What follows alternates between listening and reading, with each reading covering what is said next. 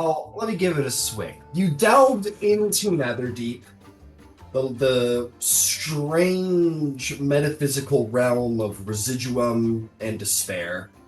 You went into the absolute heart of that despair.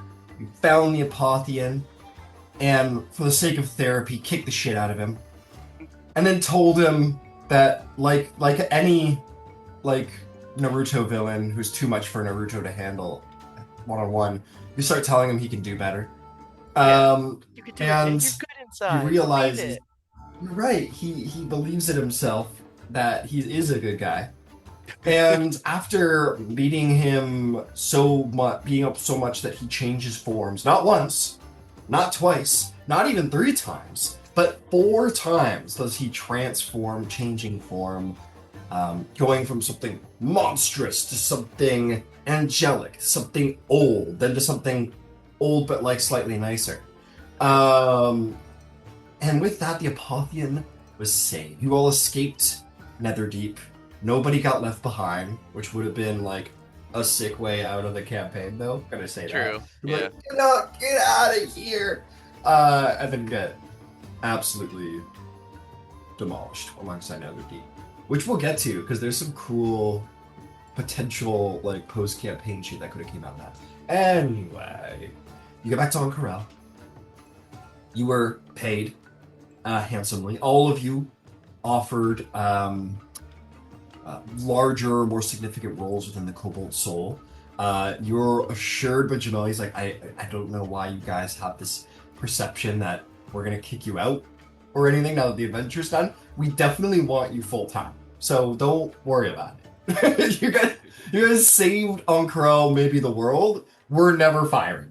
You're gonna have to do something pretty heinous for us to fire you. Um, in fact, we want to promote you.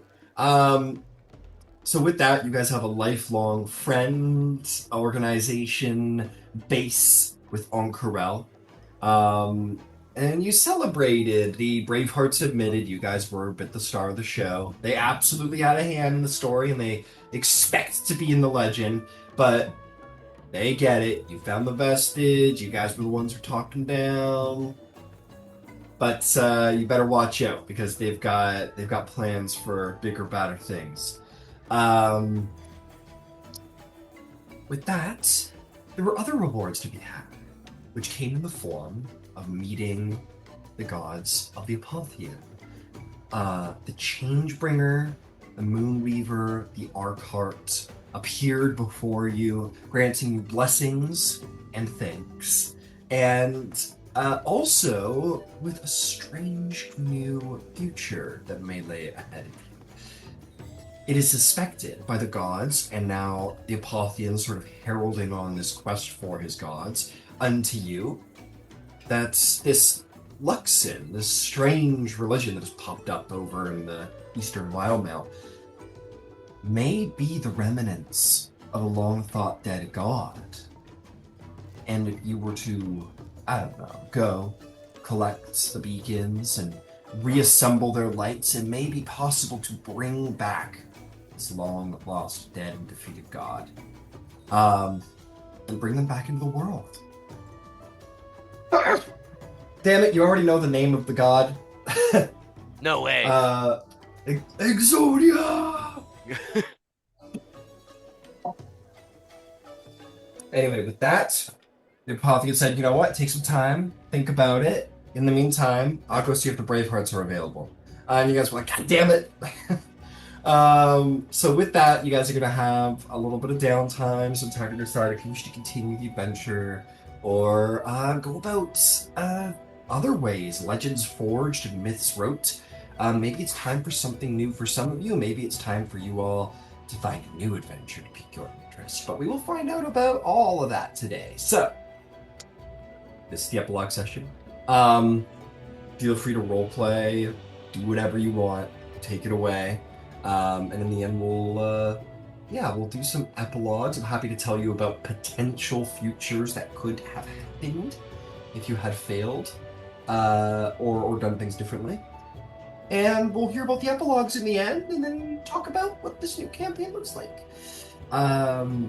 So let's take it away. Um, Uncorel, once more, and perhaps for the last time, is yours. What would you like to do? Oh boy. This does this seem like Cobalt Soul style? This background? Kind of, yeah, sure. Okay, I'll take it. Yeah. It's blue. Blue is Cobalt Soul. Just blue around. Yeah. Yeah. It's deserty. I don't know It's where to nice. start. Um, I'll tell you guys what. Here's a fun place where maybe we could start. Let me tell you a little bit about what could have happened if you had been less successful. Yeah, I I know definitely there was want a to know. lot of wanting to hear about that. Okay. Possible endings. Now, it would have been cool if you guys had fucked up and just like immediately redeemed Alexian and then the campaign could have continued into you guys trying to slay the Apothian. So, Yeah. uh, you guys got the neutral ending. Oh no, my apologies. You got the best ending. This is the neutral Hey. ending. Which is Alexian is defeated instead of being redeemed. So if you had killed the Apothian in his third form, that would have ended him. He would have been gone forever. The residuum would have gone, would have melted away from Exandria. No trace of its the substance would have remained anywhere in the world. Similarly, Netherdeep would have destroyed itself. And you would have received a parting vision of the Apothian, um, having seen his back turned to them as he received the killing blow from Grumish. Then seeing yourselves, one after the other, striking the same blow upon the Oh, Apothian. Blood seeped into the sand and disappeared from sight. Time passed, sandstorms rage. Clear, then revealed flowers that began sprouting from the blood-drenched sand. Then buildings begin to emerge, forming the city of Ank'Rel, which is now a peaceful place thanks to your actions. So basically highlighting the symmetry of Grumish killing the Apothian and you guys killing the Apothian. But don't worry, something good came out. The absolute worst ending is that uh, this is the narration I'm supposed to give you. The statue of the Alexian explodes. Right. This was if you guys were all like, yeah, we'll free him. You all went over to a statue and were like, yeah, he's the best. The statue of the Alexian explodes, spraying debris and black ichor. The prayer sites too explode into the rubble of the Apothians, siphons from their last vestiges of power. This voice resounds everywhere, and he screams, "Never again will they forget my name." A titanic mass of oily, slick shadow gushes past you and tears a hole in the edge of the heart of despair. A wave of darkness comes over you. You are left gasping for breath, but there is. Sorry, the ADHD got me. But that is the least of your worries. Ruin is coming to Alexander. Um, and yeah, he would erupt into Ank'Rel. Darkness would fill the sky above the city as if it were a moonless, starless night. Ruidus's light would blaze abruptly with a crimson ire.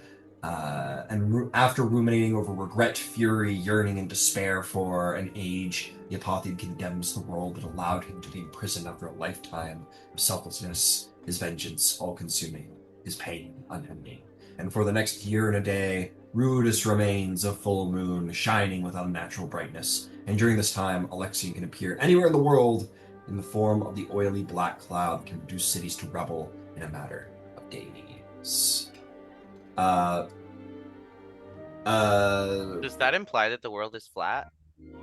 no. Because if he can go anywhere under Ruidus, right? And Ruidus is a full moon the whole time for a year and a day, then Ruidus can be seen by the entire planet at once. No, that's not what it's saying. It's saying that Huh? it will be Huh? full. Hold on, where's my No, it's tinfoil? not. No, it's not. It's not flat. Just because the moon is full doesn't mean you can see it. Yeah, You don't know exactly. that. You don't know that. They're keeping things from us. Uh-huh. Oh shit. What if we went to the bottom of it, the flat? What if we went to the other side? Um, That's a good question. no, the world's not flat. Matt, Yeah. I'll call Matt Mercer. He'll Yeah, be very clearing your mad. throat there was really convincing. Oh, anyway. um, I know I'm right. and then basically you could have spent the time trying to kill him after that, which would have been fucking sick, if you ask me. And some Castlevania shit would be great. Yeah, that would have been sick. Um, yeah, you We guys were see dangerously Netherdeep. close to that ending. You were. I was like, they're gonna be so pissed if I don't get them out of this somehow. I gave them a little. I gave the because it did say that the Apotheon would like get agitated after a while and like Yeah. might even start yelling because he's That's why like I started to notice, and I'm like, I gotta test this guy one more time. I knew that was my last hope. So they were like, I don't know, like we just saw a lot of really heinous shit. Like Hmm. Netherdeep's pretty fucked. Are we sure about this? Yeah. And then he goes like, come on, fuck. I also had So the the fragment of deception as well. yeah, So I was yeah, like, I'm gonna go first, and then yeah, see how it goes. yeah. He was he was Not feeling it. pissed. Why you fucking me over, man? I've been stuck here forever. I just want to go, Um, consult with my god real quick. Literally gonna be right back. You can watch me do it. um, and then there's all kinds of stuff about the factions. Well, basically, it would have been the same no matter what. The Kobold Souls delighted at the outcome. Oh, here we go. Characters who represented their factions vigorously and who provided resources such as residuum or otherwise to the faction will be asked to assume positions of leadership, and thus that's why Kobolds will offer to leadership. Um, What happens if you, for whatever reason, for a psychotic reason, decide to align with the Vermilion Dream? uh, they're just if the neutral or best ending comes to pass and all the residuum is destroyed, Kobold Soul's delighted, as you saw.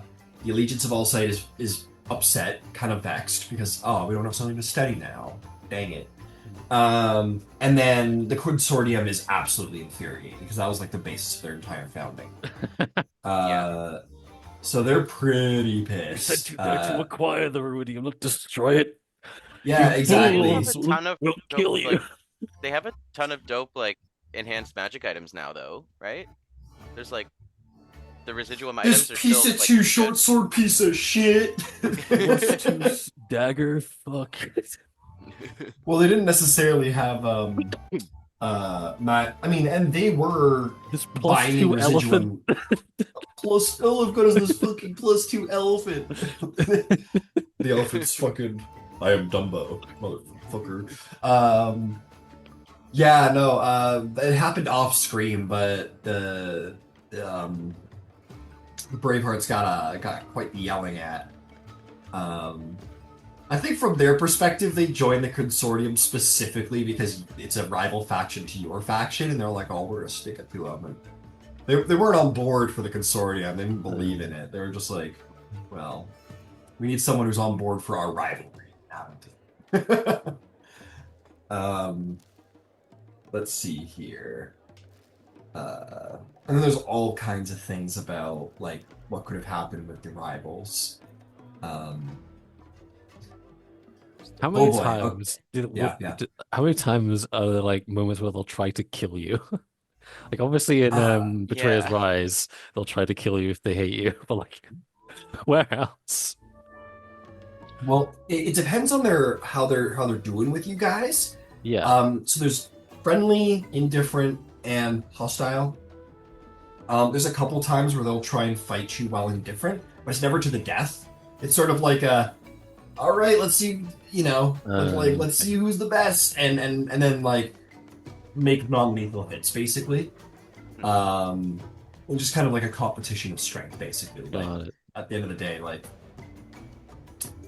competitive but still like friendly rivalry, if you will. Where it's like, yeah, we'll fight you for this, but we're not gonna kill you over it.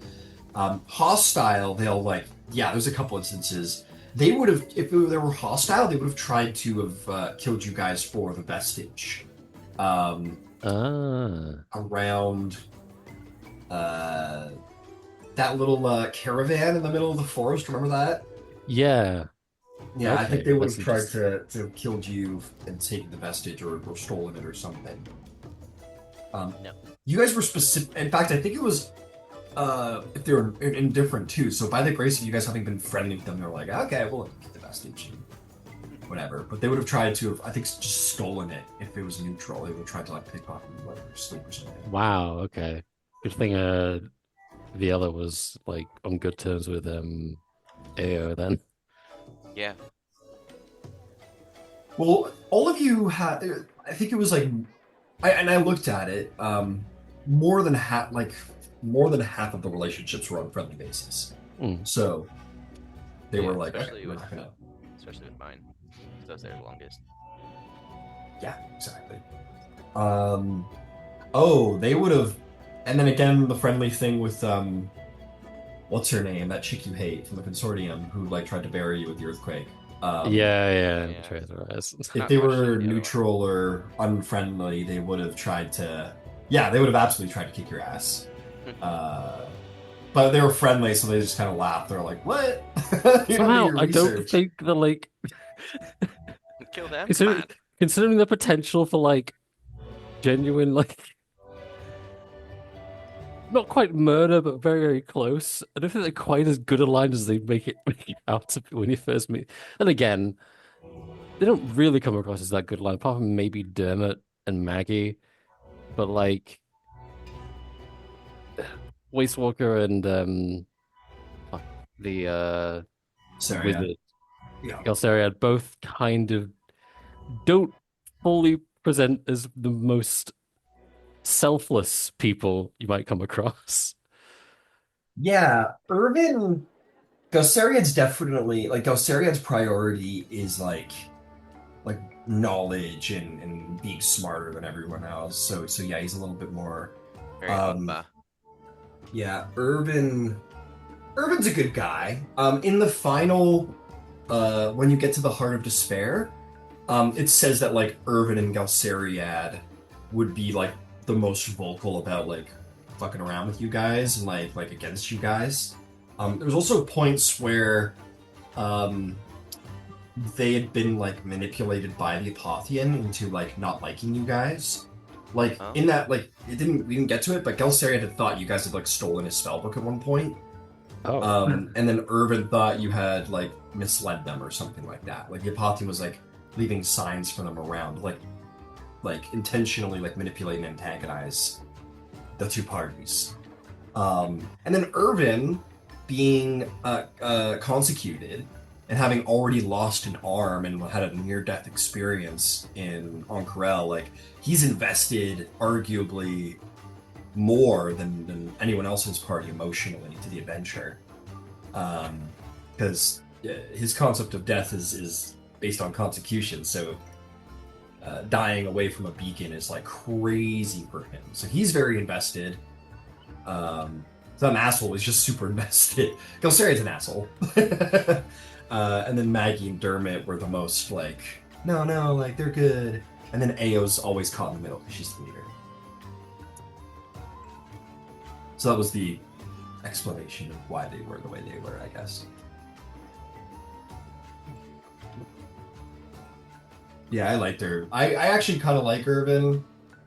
He gets a bad rap because his stats suck for this campaign, for one. Like his big thing really? is that he is, yeah, he's like pretty much a melee character, other than being able to throw daggers, which is Yeah. not a great amount of range. Considering how many things we fought that can fly, yeah, Irvin has no like nothing. Yeah, Irvin can take a hit though, which is where his merit is.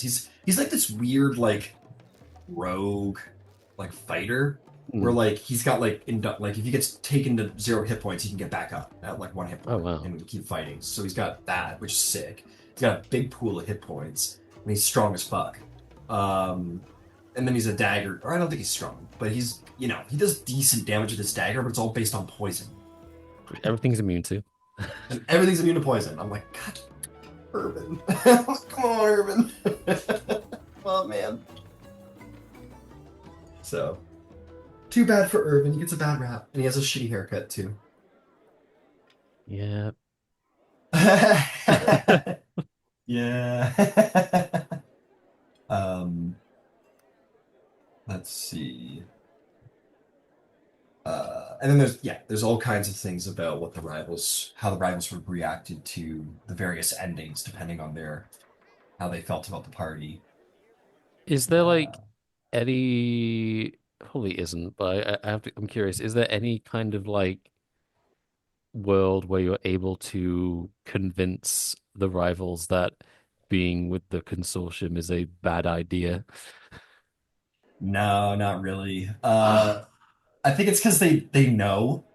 It basically says like if the party joins up with either the Cobalt Soul or the Allegiance Fall site, they join the consortium, oh, who do they and then vice who versa, they join the Allegiance or the uh vice versa. If you join the consortium, they join not the Cobalt Soul, the Allegiance Fall site, and they're okay. yeah because they're not like you guys were very ideologically motivated to join the Cobalt Yeah. Soul. They were purely like, I want to join up with the group that's gonna help me like dunk on these guys. Like that was their Wow, investment. why are they so obsessed with me? Exactly, So man. insecure they couldn't make their own moral decisions. They had to do it based on trying to one up us. Yeah, that was all they were interested in. Well, that's the thing. You kind of develop. I personally think you kind of develop a insecurity when your rival party at every turn one-ups you, and you're like, Yeah, this I is true. literally can't win once against these guys. I've got to do everything I can. You go out, lose an arm, come back, and all anyone was talking about is the sheriff and his deputies. You're really, and then yeah, exactly. And you're just not even taking it seriously. But they're like, yeah, and they're like, we need all the residuum. We need all the residuum magic items possible.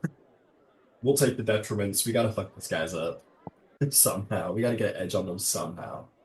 They're like, they have the vestige of this campaign. We need all the corrupted, questionable shit we can get our hands on. Is it possible to like? No, probably isn't. I was thinking, is it possible to lose the vestige? Like, what if they do steal it? And they get the vestige, and then you guys can either let them have it or duke it out with them for it. Oh, damn. That's literally how it goes. I'm trying to imagine like how the whole campaign pans out if you just fail to get it back and you're trying to do anything in the Netherdeep without the vestige. Well, you can do most of it without the vestige. Like, you can get water breathing through the residuum items. Yes. Every residuum item gives you water breathing, and you need residuum items to get into Netherdeep. So technically speaking, the vestige is optional to the campaign. Yeah, I think it's that when you're first confronted with the rubidium gear, you don't know that it's going to be able to like let you survive in the Netherdeep. So we were going in, like we Mhm. gave up like at least two or three weapons before we went through, and only then we just happened to have the shield and the great axe before going in. Yeah, it's true. It's true. But then there was that thing in Kilmoro where they were like, "Oh, the key to Netherdeep is over here." And you get there, and it's the residuum shield, I think. Yeah, You're like, we need residuums. And that's what you all did. You all went and yeah. collected We're like, items. hey, can we have this back, please? See, destroy them, did you? They're like, oh, good you got here in time. Because we were just about to blast it to smithereens. Yeah, so technically the vestige is optional to the campaign, which is interesting. It's happened to be It's a very cool vestige, helpful. though. Yeah, Yeah, it's it, cool. it tremendously, certainly takes the edge off, that's for damn sure. I used it a lot. Yeah, yeah, used it well. Yeah. Oh, thank you. And may still yet use it well. Yeah. Oh, there's gonna have to be more vestiges for more party members coming up. Yes. I want to see what everyone else gets. I want to have a full this party has vestiges and that party has vestiges duel. That would be cool. Hell yeah. I've been That would trying to be. decide if the Bravehearts. well, you guys have been friendly with the Braveheart, so I think they're gonna probably like go after the beacons like alongside you guys in the next game. But I was gonna say like they were hostile to you. Maybe they try and awaken like the second god that got smited in the calamity, who may be like not as nice a god. Oh no. Like, That'll well, be we're cool too, gonna because like we're going after ours, you go after yours, yeah, but but it's a bad guy. it would be sort of like the tail there would be sort of like ambition getting the better of them, and then Oh, like taking Arm Corral, like them being like, yeah, we'll join the super morally dubious consortium of the Vermilion Dream specifically to play out this rivalry with the other party. It'd be taking it to the next level where like if they were hostile to you and you guys had kicked their asses in Netherdeep and then saved the day and the legend was about you and they're not even a footnote, they would have been like truly it become would become like villains at that point. But because you guys have been friendly and are friendly, I don't think I'm gonna have them become uh, the evil opposite of your party. Probably, yeah. yeah. I'm not gonna have them pull an Anakin Skywalker. In my headcanon, AOJ is Ford and Jester's kid, but not sure that really fits. Well, when the game came out, that's what a lot of people thought. Yeah, When the game came out, people generally were like, "Oh shit, is that Ford's kid?" And they were like, "No, it's not. it looks It's not." just like it though. He weirdly does. Yeah, It's and got she's the like a seafarer tusks. kind of thing, so she's just like her dad, but she's blue like her Yeah. mom. Tusks. Got the blue tusks, yeah, yeah. But she's a water genasi, and that she's an orc water genasi, and Yeah, that's it. half orc though, Well, not right? even yeah, she is Xander needs to calm down. But it is yeah, she's a half orc water genasi. I I mean, water get genasis can it. happen in any family, Water technically. genasis can happen in any race, any family, any situation at all. Exactly, so it could still be true. Kinda, maybe, if you I take a few mean, liberties. tech if they for some reason ended up in Jigao, had her, and then gave her to a half orc family, or an orc and a human family, I guess.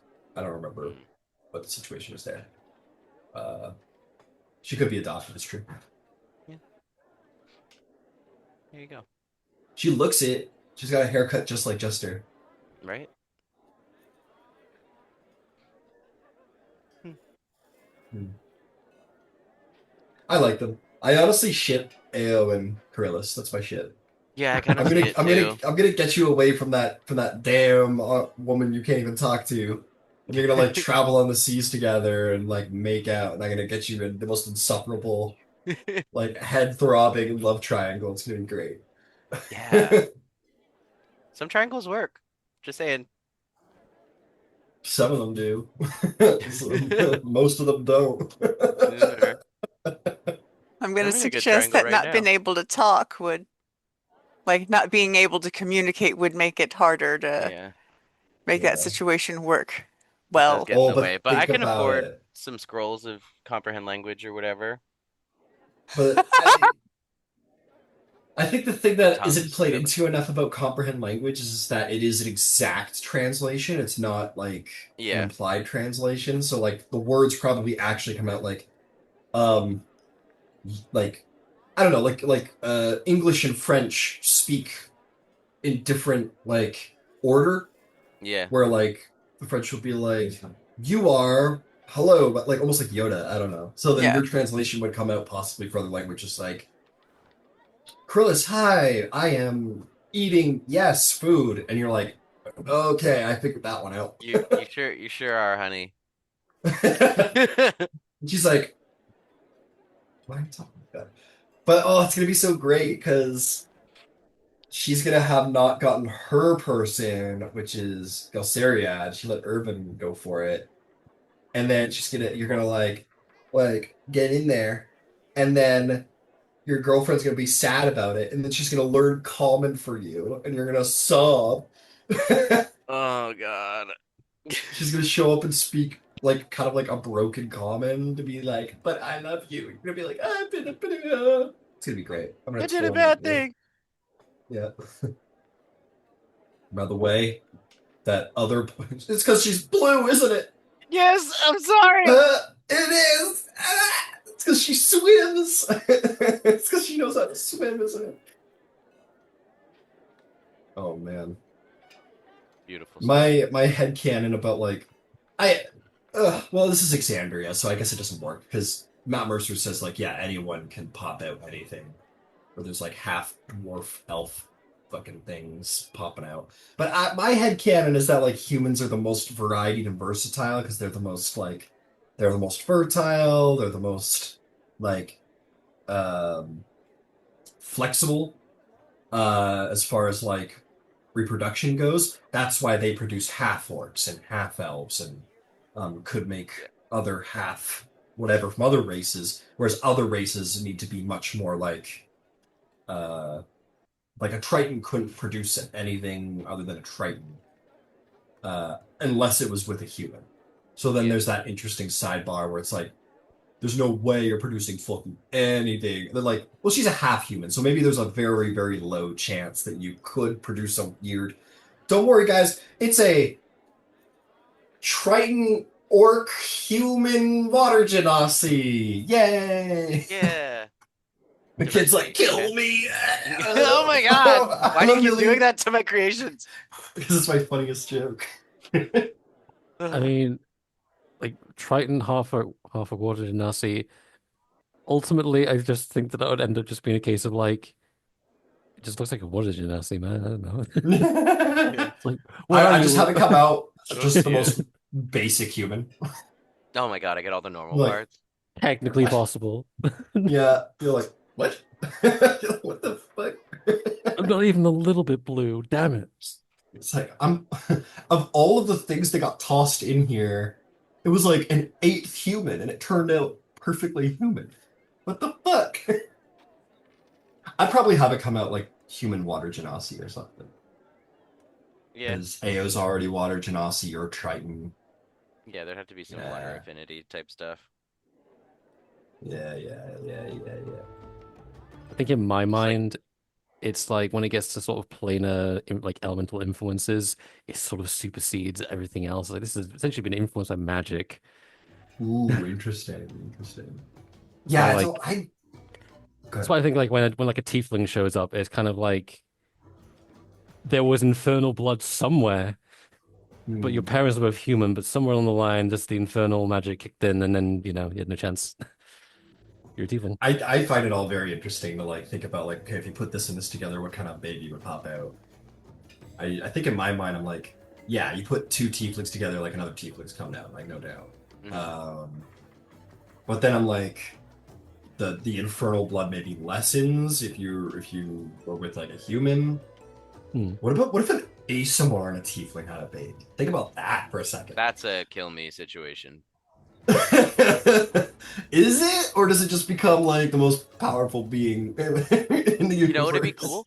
It would look like dude in Black Clover, Asta in Black Clover when he like half demon forms, and there's just like Uh, I mean, there I were don't know. like I don't know if they exist now, but there were like Scourge ASMR that were Hmm. like fallen angel like deal where they had like true. necrotic instead of radiant. That's Or true. you And go then into when they go back, sorcery shit. Like maybe you Mm. make because ASMR. I think there's two ways an ASMR is produced. One is if like a god or an angel specifically puts like that Yeah, they bless like potential out Jesus. a there. child. Yeah, I think the idea is like it's more planned with an ASMR. It's like the Mm. same. It's the same thing where it's like if someone makes a pact or a deal with an angel, then like your children or your grandchildren are going to become an ASMR. And then in my mind, I imagine that that's like part of like the divine plan. Like it's sort of like a Mother Mary situation where the god is like, okay, we have foreseen there's going to be a calamity in 60 years. So I'm going to send one of my angels down to go meet this person and be like, I am here. Your grandchild will be the savior of humanity. Let's bang. Um, and then ensures that an ASMR is produced to save the day down the line. It's kind of how I envision how ASMR are created.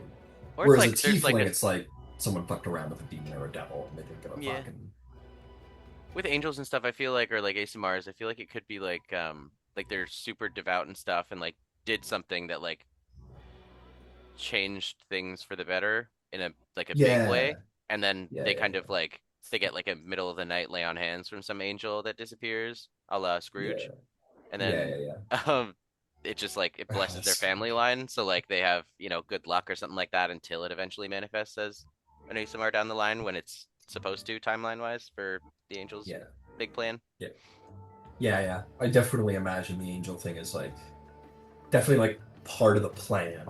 Yeah, Uh, and as then a, because ASM or specifically tieflings and ASMR, like from what I've read, it's like they are produced when someone comes into contact with exceptional amounts of planar energy or make a pact deal, have some kind of like sexy interaction with an angel or a fiend or a celestial or fiend, and that's how they're produced, which is cool, which is dope. bullshit. Yeah. And then the Genasi are like they interact with significant elemental energy, or they were born on the night of a great storm or whatever, and that's cool. I did a 160 question quiz on what D&D like what my D&D character sheet would be, and I'm a half elf, druid sorcerer. Oh, nice, very cool, very cool. Yeah. Um. Anyway, back to the epilogue stuff. Having lost the got a little fiddly in there. This is cool. If the rivals die in Netherdeep, you will become haunted by dreams of them for weeks, in which you see uh, Maggie's solemn, steady gaze as she speaks, but not able to hear what she's trying to tell them. You see Ao erupting in an outburst of anger, Galadriel fruitlessly trying to turn back time to change his party's fate, Durbin mourning the death of his friends, and Irvin wondering if he ever did something great. And the idea is that like each of those are the things that those party members fear the most. It is their greatest fears. Like What's their Irvin wants to preference? become great and not by the merits of his consecution. So that was my thing, is like Biella was the same. Biella had the exact same story as Irvin, where they both were consecuted and came from great houses, but wanted to make their fame before they joined the Um, houses. Whoa. Um, so yeah, and then there's that, and then eventually the dreams subside. But on the final night, Ao steps up to the character, turns, offers a salute, and says, "We didn't do too badly, huh? Remember us? Maybe with the monument back in Jigao? That'd be nice." And then Huh? they fade. I The never really dreams got end. I never got a chance to really go into Viola's background as far as her previous lives were concerned. I got like to talk a lot about the time as an orc, but not so much about the time as a drow. Yeah, yeah. That was further back. That was later in memory. But I had fun with Viella. I was sad to see Viella go. I Yeah. was Yeah. Viola Viella was just would like have sorry. Viola would have loved to talk to Krillis more about the Storm Sorcerer thing because that's what they were in their first life. Yeah. That would have been tight. The That'd be cool. what I'd written out was that they were like an incredibly powerful storm sorcerer, so powerful in fact that the blood in them just continued to get stronger as they got older, to the point that they became unable to control it, and so they had to wear like essentially like silencing jewelry to suppress their magic. Wow. That's sick. I And don't think but that's ever played into enough. Like the sorcerer like is like too powerful. yeah. Yeah. But the end result was that, like, they built the whole life based on them being this powerful sorcerer, and then they just kind of didn't have anything. So they chose to cut their life short and consecute into the next one to build something new. And, they became this, like, apex physical specimen of an orc. And they were like, okay, well, I'm going to build myself like, of strength that it can't be taken away from me. It's very It's cool. cool. That's very cool. I know. I was. Oh man, I had fun. I enjoyed Viella. I enjoyed Viella. And then I was very much loving the symmetry with the urban. It was fun playing it. It's cool. Um, yeah. Um, let's see here. Okay. There's a lot of them. I don't know if you want me to read them all, but is there any interest, or you guys tell me, do you want to, the three choices on the side is like obviously friendly, indifferent, and hostile with the rivals. And then the three choices where Alexian is killed, Alexian is unleashed, or Alexian is redeemed. Is there any combination of those two that you guys are interested in hearing about in the epilogue? Like what could have been? Hmm. Would Ank'Harel have been like immediately destroyed, basically? Like as the Not closest place just, to the bad guy coming up? um, I don't know. Honestly, you 'Cause I guys didn't feel do that, so I didn't like read that part. if this town came up on the bones of his hometown, he'd probably look at it and be like, "This fucking thing was built on the corpse of my home," and then just like explode it. Um, Let me see what happens to Umbrell. Oh, okay. Uh, so he is unleashed. Obviously, the rivals are terribly happy about that. Right. It doesn't say anything. I think it kind of like leaves it to the DM. It's like what happens next. Um, I don't think he. I don't. If I were to run it, I don't think he would destroy Onkarel outright. Um, because like as a nemesis, he is interested in taking revenge for having his legacy forgotten. It wouldn't make sense for him to destroy the city he saved, you know, Yeah. or attempted to save, like the place, the site of his. Or maybe he would. I don't know. I have to sit around and think about it because Ank'Harel isn't the city he tried to save. That was Kael Morrow. Yeah, This is a city exactly. that was built on top of Kael Morrow. Exactly. So like Yeah. there's no way your home's coming back because there's a whole city on top of it. Like fuck Yeah. this So city, I maybe he guess. might be depressed by the sight of Ank'Harel and Yeah, destroy that's it. what I was thinking. But I would probably like that as like the scent, like and like a good starting point for the game where you guys can kind of like get your bearings and then go out and stop the Apotheon. That's how I'd probably be like, yeah, I got fucked up a bunch, but not. And we haven't Yeah. even talked to um one of my favorite Exandria characters, the leader of Ank'Harel. What's their name? Jamon Saord. I fucking love Jamon Sword. Okay. Yeah, so do I. Um, yeah. So we haven't seen anything of Jamon Sword. If Jamon Sword dies like out the gate, that's not acceptable because Jamon Sword rocks. I assume that if the rivals are hostile, when you get to the apex of despair, that you have to fight them like outside of the orb before you even speak to Alexian. There's no version of it where you all go inside and they just start like a Yeah, no, they're three-party like, battle. yeah, if they're hostile to you, I'll go back and be sure about it, but I'm like 99% sure they're like, no, we're sick of this. Like we're gonna kick the shit out of you, and then we're gonna go be the heroes and save the day because you guys Mm. have been assholes to us. I feel like Um, if I was a DM, I would be like covertly just rolling deceptions to see like if they decide to take the fight then or while they're inside the apex. So it's just like there's Alexian. Oh, and the rivals are also trying to fight both you and Alexian. Have fun. yeah, if they're hostile, basically the residuum has corrupted them more, made them more callous and selfish. They need one more fragment of suffering to get in, um, and they demand it of you. And if you refuse, they attack you. Got it. Um, Damn, I just offered mine up. and then if even one character makes it to the heart of the despair, you would be pursued by one of the rivals. Oh. So keeps it sort of even odds. It just makes me realize that there's like a version of it where the party decides to just give all of their fragments to the rivals You and do fuck it. off. Yeah, there's totally a version where they're like, yeah, our bad, and then gives them the fragments and just like lets them handle Like, it. you know what? You guys deal with this.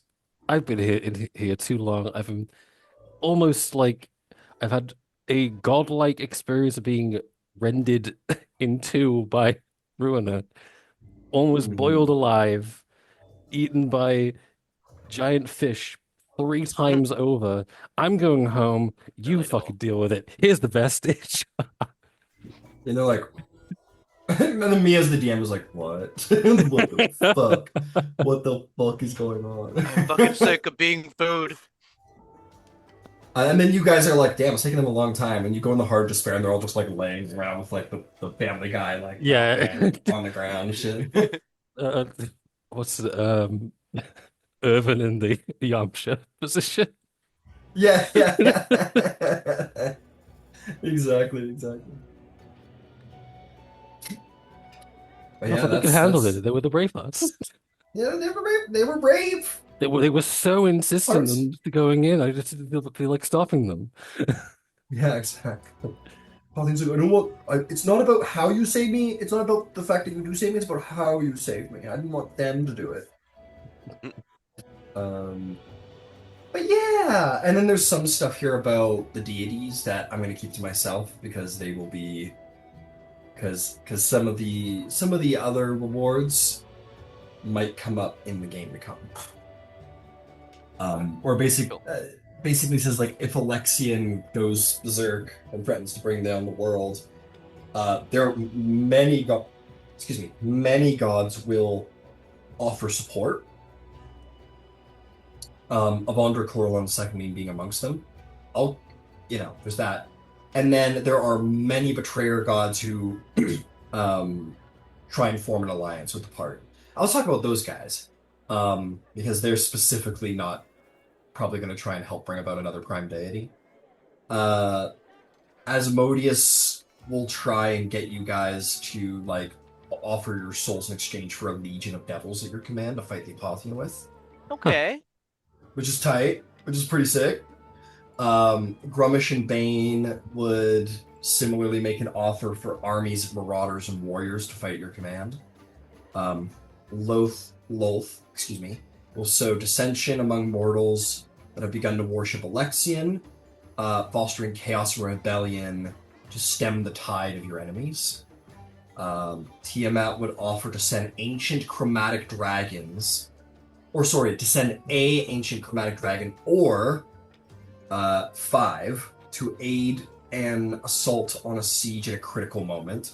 So basically, yeah, big final battle. She sends 5 ancient dragons to fight alongside you, which is That's helpful. pretty tight. Torog would send a horde of demons and purple worms to assail the fortifications of enemies. Vecna would offer you forbidden arcane power, along with powerful magical items that would eventually corrupt you. Oh. And Zahir would send assassins to your aid, that he might furnish the characters with poison that weakens anyone imbued with divinity. So basically like a god killer poison and assassins at your disposal, which is pretty tight.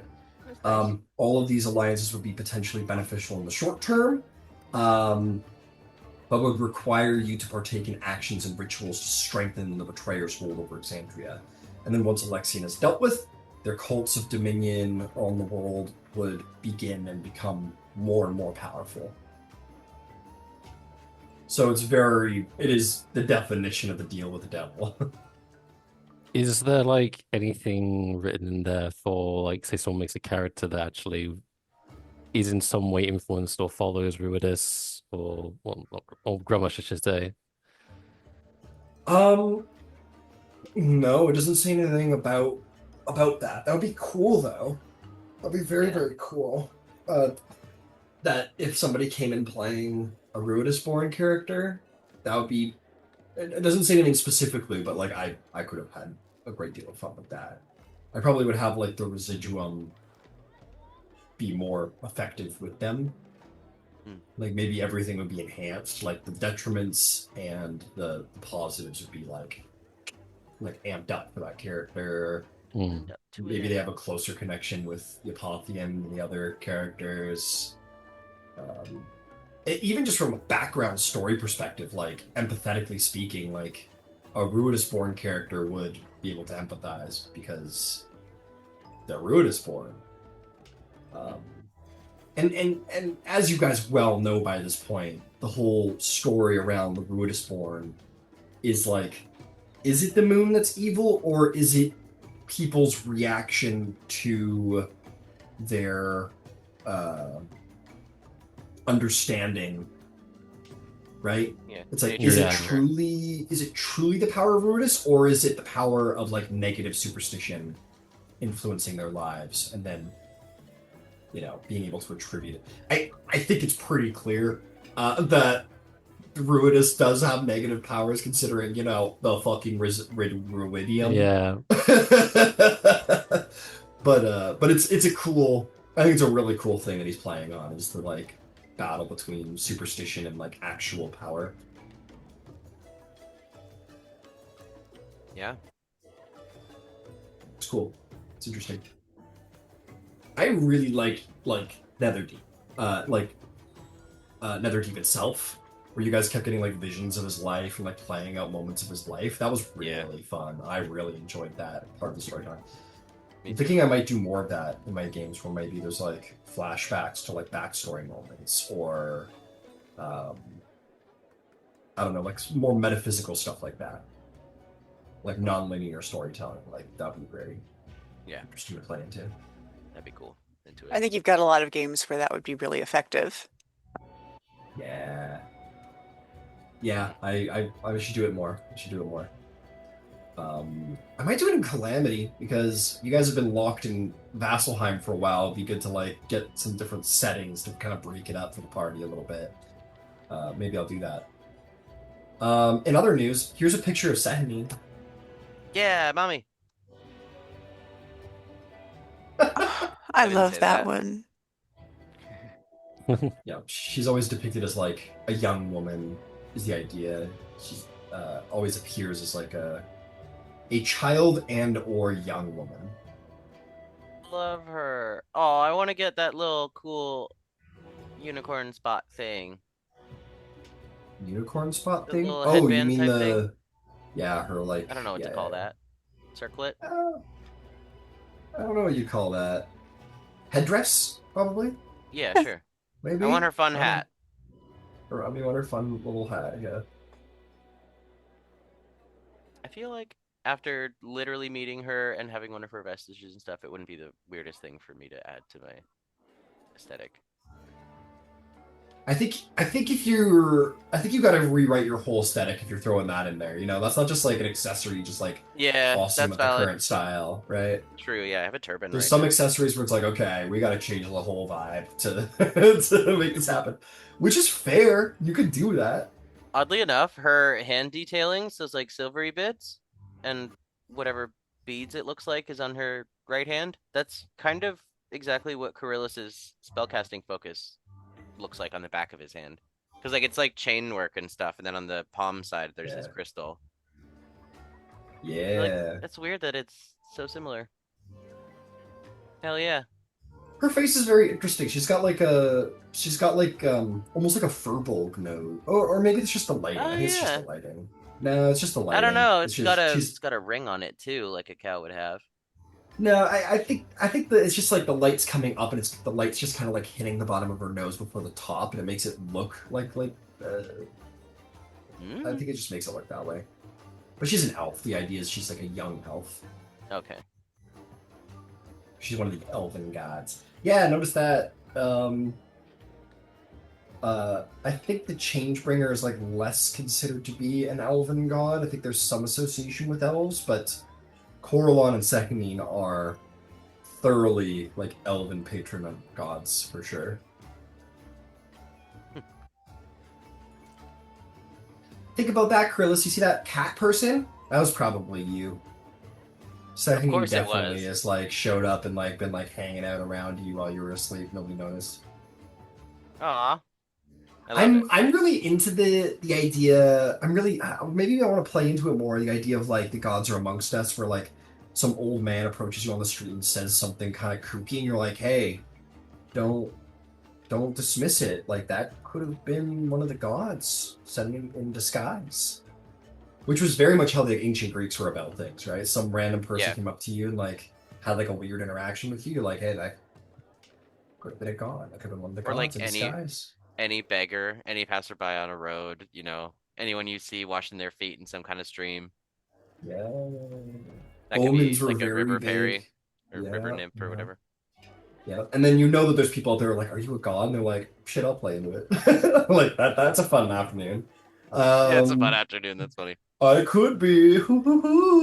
Um, and that just perpetuates the myth, which is fantastic. I love it. Hell Um, yeah. but anyway, epilogue stuff. So for Gidget and Coryllis, I know it's not going to be like full epilogue. But why don't you guys tell us about like what it sounded like a month or two is what we were interested in playing out before the next adventure begins. How do you spend the next month or two enjoying the fruits of your labors and preparing for the next grand adventure? I think I'll encourage Samara to take a week off. And then beyond that, I'd like to talk to Gidget about getting a private tutor in Marquesian from her school. See if I can get set up with tutoring to learn some language here. I have a lot of free time and a lot of money, so I'll get a one-on-one if I can. I'll tell you what, and Gidget, you can attest to this. Like, you could get a university scholar to teach it to you, but you could literally get Joe Blow off the street to teach you for half if you want. True. Anyone in Ank'Rel would be happy for the easy money of teaching Marquesian from Common. So you can absolutely do that. Sure. In the spirit of giving, I'll go to like the poor district and I'll get like, I don't know, one person for 2 days a week, another person for 2 days a week, another person for 2 days a week, and then I'll have like 6 days of myself learning from 3 different people because they'll all I'll teach me tell different you. things and stuff, and I want to spread the money a little bit. I'll tell you what. This first week is a fun experiment. But after receiving 3 different teaching styles from 3 different people who are not coordinating their lessons Yeah. and are on the lower echelon of skilled individuals in the city, Mhm. you probably select your favorite and go forward with your favorite. Yeah, I'll pay the other two for the rest of the month, and then I'll take the one. Yeah, and sure, I'll definitely say you can. I mean, if you want to ruin the fun romance of not really knowing what your girlfriend's saying, and do the responsible and narrative thing instead, yeah, you could pick up the Marquesian language, and that could be maybe like Sick. part of how you spend your downtime and like Yeah, that's learn. primarily. I mean, when she's at work, that's what I want to be doing, pretty much. There's not too much else for me to do. Just I loafed it might. around, enjoying it. Yeah, Love I'll see it. what I can do to learn about storm sorcery and that kind of thing, and just kind of learn about people in the past who have had connections to storm and stuff like that, and whatever else downtime I might have. Because I Sure, feel like yeah. sitting down for 8 hours pounding out a language every day is gonna get daunting, so I might spread it out a little bit. Yeah, you can spend some time around the Cobalt Soul learning about. Yeah, you're like, I want to learn about the past, the present, storms, storm people, whatever. Um, you learn a little bit about the faith of the Storm Lord. As you can imagine, um, there have not been a lot of storm sorcerers in Ank'Rel. They're just like the power of like storm magic is not huge. Um, at least not in as you know it. Desert storms, however, are incredibly dangerous and do happen. And to those people, there absolutely are a couple of storm sorcerers in history who less manipulate precipitation and lightning and more manipulate like wind and with that like sand and wind and all of that. Okay. But no one of tremendous significance in the history of Ank'Rel. Maybe like a guy here and a guy there, like a case study more or less. Yeah. Okay. Um, Right on. and if they did become substantial, they probably left Ank'Rel. Ank'Rel's not perfect, but for all intents and purposes, it's pretty utopian, and it's not a great place to be making your legend as an adventurer. You need conflict to have adventure, so they probably like, oh yeah, like nobody hangs around enough to Yeah. to do that, and they probably end up going to Drusar or other places in Marquette. Yeah. They didn't level up here. They did not level up here, no. But nonetheless, the records of the Cobalt Soul are vast and learn a little here and there. More interestingly, perhaps, is largely the consideration is that Jamansa Ord, probably has a vast wealth of knowledge beyond the Cobalt Soul of storm magic because no one knows what his deal is. Everyone is certain that he is some kind of extraplanar paragon. People think he's an Archfey. People think that he is some kind of celestial or everyone. The only thing that everyone can agree on is that he is not, or excuse me, they are not immortal. They are immortal because they have been here since the foundation of Onkarel and built it into the utopian societies today. Okay. And are not is not they're not seen publicly. Oh, weird. They're Okay. just like this benevolent leader benefactor who has turned the city into this like utopian paradise and built it from the ground up. Right on. Well, that feels daunting to try to approach, so I'm not gonna do that. And also, if you try, you can't. Yeah. You can't get an audience. Jaman Saor doesn't like Yeah. even for grand accomplishments doesn't just like receive people to like congratulate them and like meet them. You do hear that Jaman Saor. I'll tell you what. Of all of your time like learning about Jaman Saor, there is rumor that he does have concubines. He has like live in like sequestered concubines who Oh, yeah, I'm are his taken. like yeah, his little like his they're probably the closest thing he has to like intimate, emotional, personal relationships. Sweet. Which I think is also a sick detail. Yeah. Get in there, man. Do it. My boy has or my they them has a circle of concubines. That's great. That's awesome. Yeah, top tier. That's here. Yeah, Uh, cool. that's That's it. that's pretty much it. I'll go there and like help her with work once in a while, and like when my class ends early or whatever, I'll go over and like help sell stuff. And every day I'll go over there, make sure we pack up the stall together Cool. and do all that cute shit. I'll probably visit Gidget at Oh, the yeah. university and try to find Seeker if they're around and hit up some Well, I temples. will.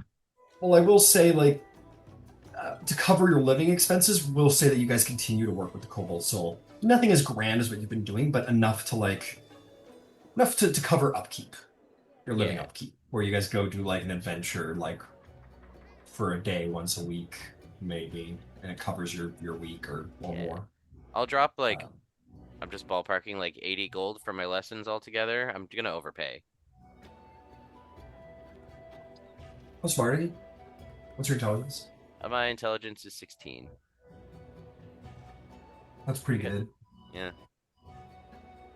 Um, 16 is +3. That's yeah. It takes you 7 weeks to learn the language, which is pretty Okay. impressive. um, Hell and yeah. if you're paying them 2 gold a day, which would be an exceptional wage for someone of a uh, lower standing.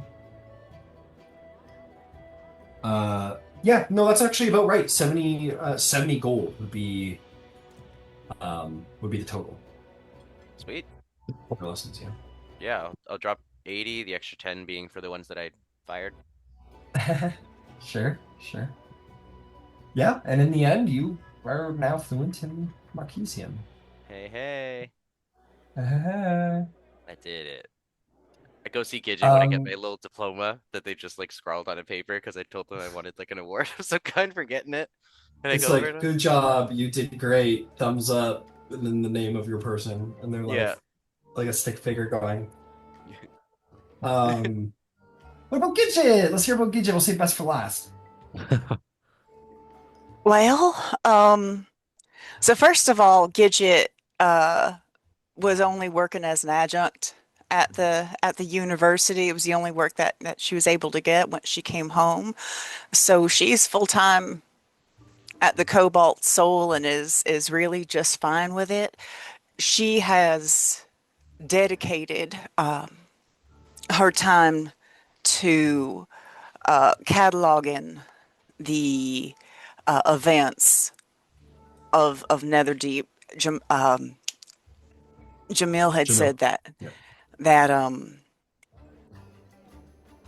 that she could partner with him in the telling, and she was there at the beginning stuff that he wasn't there for. And I would want to coordinate with Seeker because of his mind being so spatial and him being so smart and actually create. While Jamil could actually do the writing of the text, Gidget would provide the maps of the whole place and illustrations of important things, which I know having a book with illustrations is kind of a new thing, but for scholarly work and such, so long as we're accurate, it's real important. And then once that's done and Jamal has said what she is allowed to make public, she would go to her sister Gayla, because Gayla is a well-renowned bard in the city of Ankara, and would give her all of the information and say, get to telling the tale, make it Nice. awesome. And then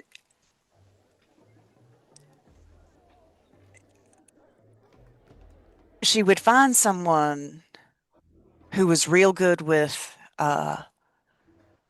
illusions, someone who could do like hallucinatory terrain and major image in particular. And she might go to Gelsariad to see if he was able to. And if he can't, then she'll, like, she knows her sister can, but she's already given Gayla a something to work on. He says, "Of course I can. Give me a week," and then he comes back and is like, "Okay, I'm ready." And then definitely, Kelsaria definitely picks it up. I will say, yeah, Jamil is ecstatic to have you uh, help him with this project because he's gotta catch up on homework because he ran off to Netherdeep with you guys. He's got to run the Cobalt Soul, and he's basically the head of Marquette slash Oncarel. So he's a busy boy. So he gives you your own office and basically makes you like the lead, uh, the lead of this project of like recording the events of Netherdeep. He works very closely with you. He sits in on like he reviews a lot of what you've wrote. He gives you some of the stuff that he's wrote. He's like, oh, I'll handle this personally, but you should definitely do this. You both do interviews together with probably the various party members, the Bravehearts, Alexian as well. He most certainly has you sit in for the many interviews that are had with Alexian. And most of it, he's like, yeah, make most of it public record. The only thing that he probably says like, but we're gonna write this down and we're gonna store it in the vaults is probably like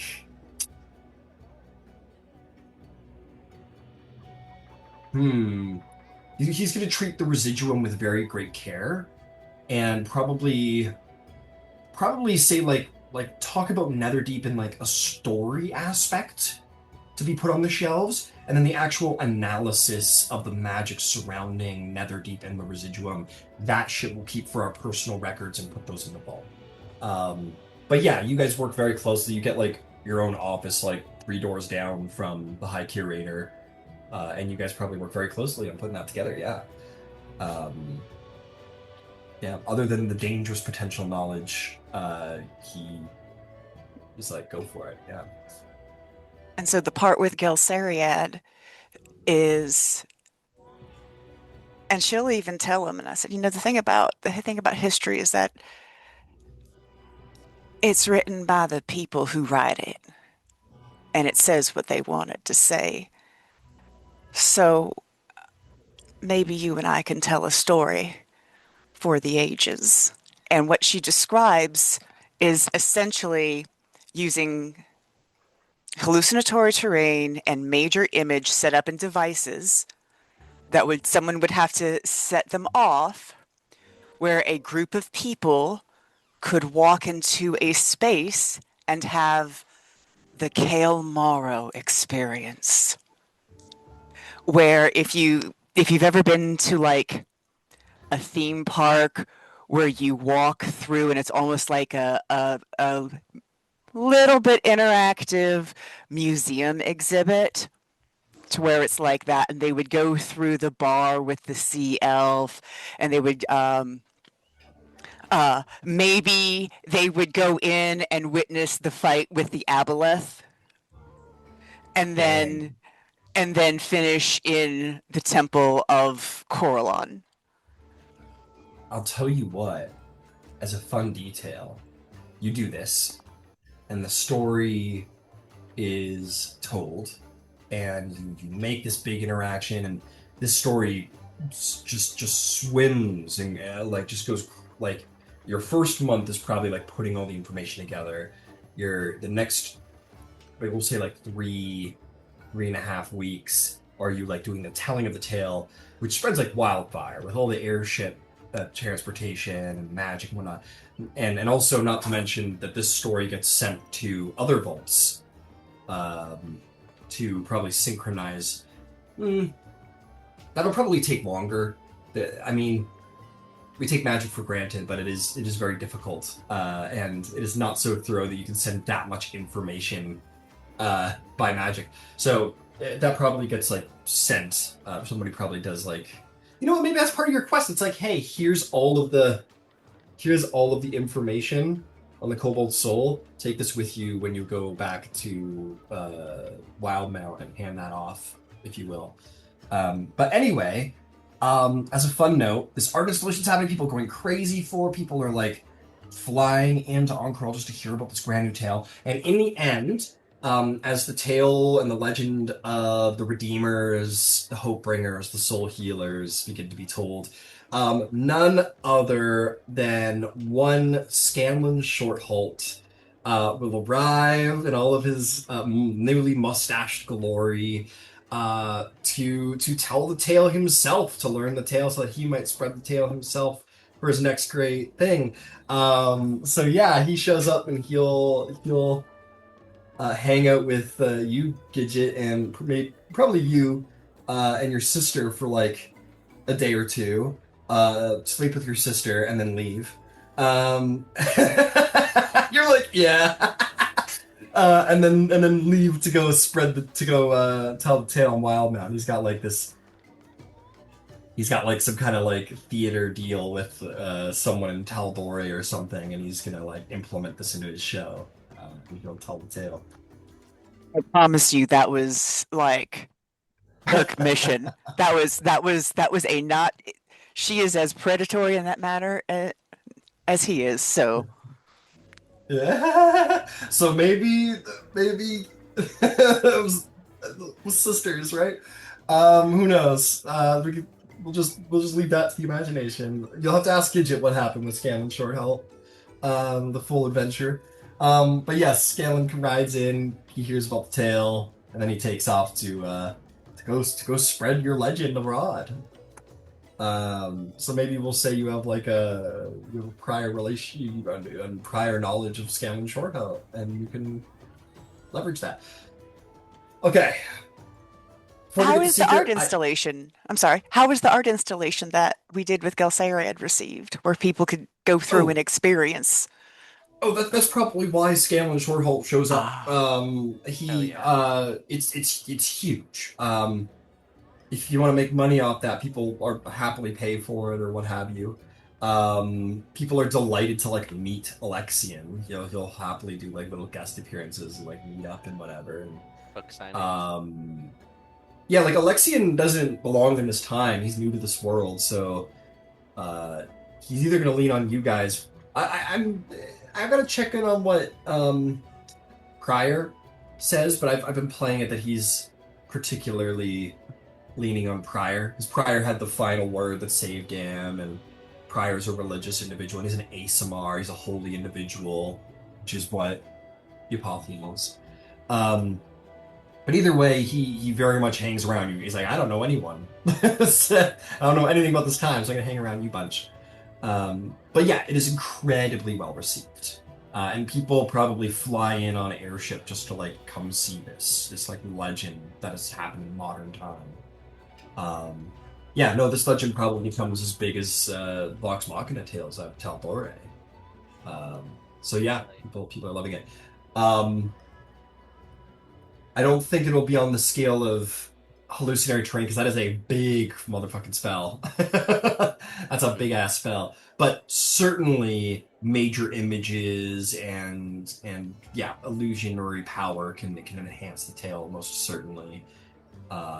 And it goes without saying that there's probably some theater that scrambles to have you do this in their space so that they can make a little money off it. So yeah, it is incredibly well received. Hell yeah. Now we should we'll get to you, Seeker. I need to use the bathroom. We'll hear about it when we get back. Why don't it's early, but fuck it. Let's take our break now if that works for everybody. When we get Okay. back, we will Sure. let the anticipation build for Seeker's tale. I'm We'll be back. Thank you so much for letting Gidget have that. Oh, That that's so was cool. The immersive experience thing you got. yeah, that was what she wanted. She wanted it done by devices, so it could be done if she wasn't there. If someone's got to be casting Smart. it, Yeah. then it's harder to do than if it's a device that can just be set off by technicians. Yeah. So that was why she wanted Gelsariad to help with it. That makes a lot of sense. Yeah, because But I the can idea only do of minor illusion, but he's a whole ass wizard. yeah, right? Gidget Yeah. can do minor illusion, but that's it. But to be able to walk through using pieces of thaumaturgy and Yeah. such, you could really use light to direct the eyes and to give people the idea of being in it, even though they're witnessing it. Yeah. It would be a really interesting way to tell a story. Plus, they wouldn't be sitting all the time. They'd have to be moving through the map, as it were. Yeah. Uh, And like the sounds and the bubbling and like from the distance, like a like and all that kind of shit going on. Yeah, and we could absolutely have, coordinate it with talks with Alexian that are done at the Cobalt Soul, or where he sponsored by the Cobalt Soul, but he comes in and talks to people, and like Yeah. that's And sweet. pay him super well so he's got some income so he can live in this world. Oh yeah, that would be certainly help him get the book done, so that now he's Hmm. got Yeah. A revenue residual stream. income. Exactly. Because he should not be working very much. Like No, talking is kind of the most that he should really be doing. it's fine. Yeah, talking and like writing his story.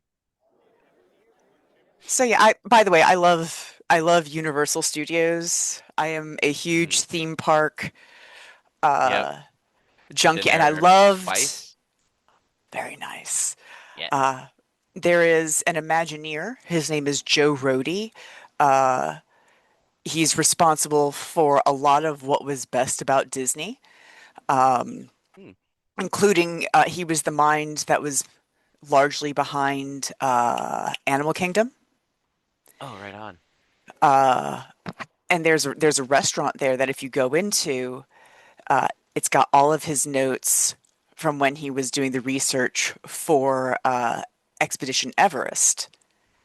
Cool. Yeah, and of course, like I'm like, oh my God, it's dramaturgy. Like I'm such a nerd. Me Uh, too. You're in good company. yeah, thank you. You too. So he did a. I've got it somewhere. It's like a 4-part long ass Twitter thing on the importance of immersive themed entertainment to society. And Hmm. it was stunning how much more there is to it. Yeah, there is. Like it's even like going so far back as like the Colosseum days, like using that as a way of people having an outlet when society was crumbling. Like you can, as long as you're entertained, everyone else can get away with so much more, and like it can really change how you feel about your life as a whole. So much that Oh, you could ignore the crumbling of your own civilization because you're so entertained. yeah. Yeah. So, yay, Cool shit. Gidget. It's compelling. Gidget brought something like Disney to Exandria. Yes. I love it. My And it's little my little creepy and artificer. scary. Exactly. Yeah, All right, I love it. I'll be right back. Me too.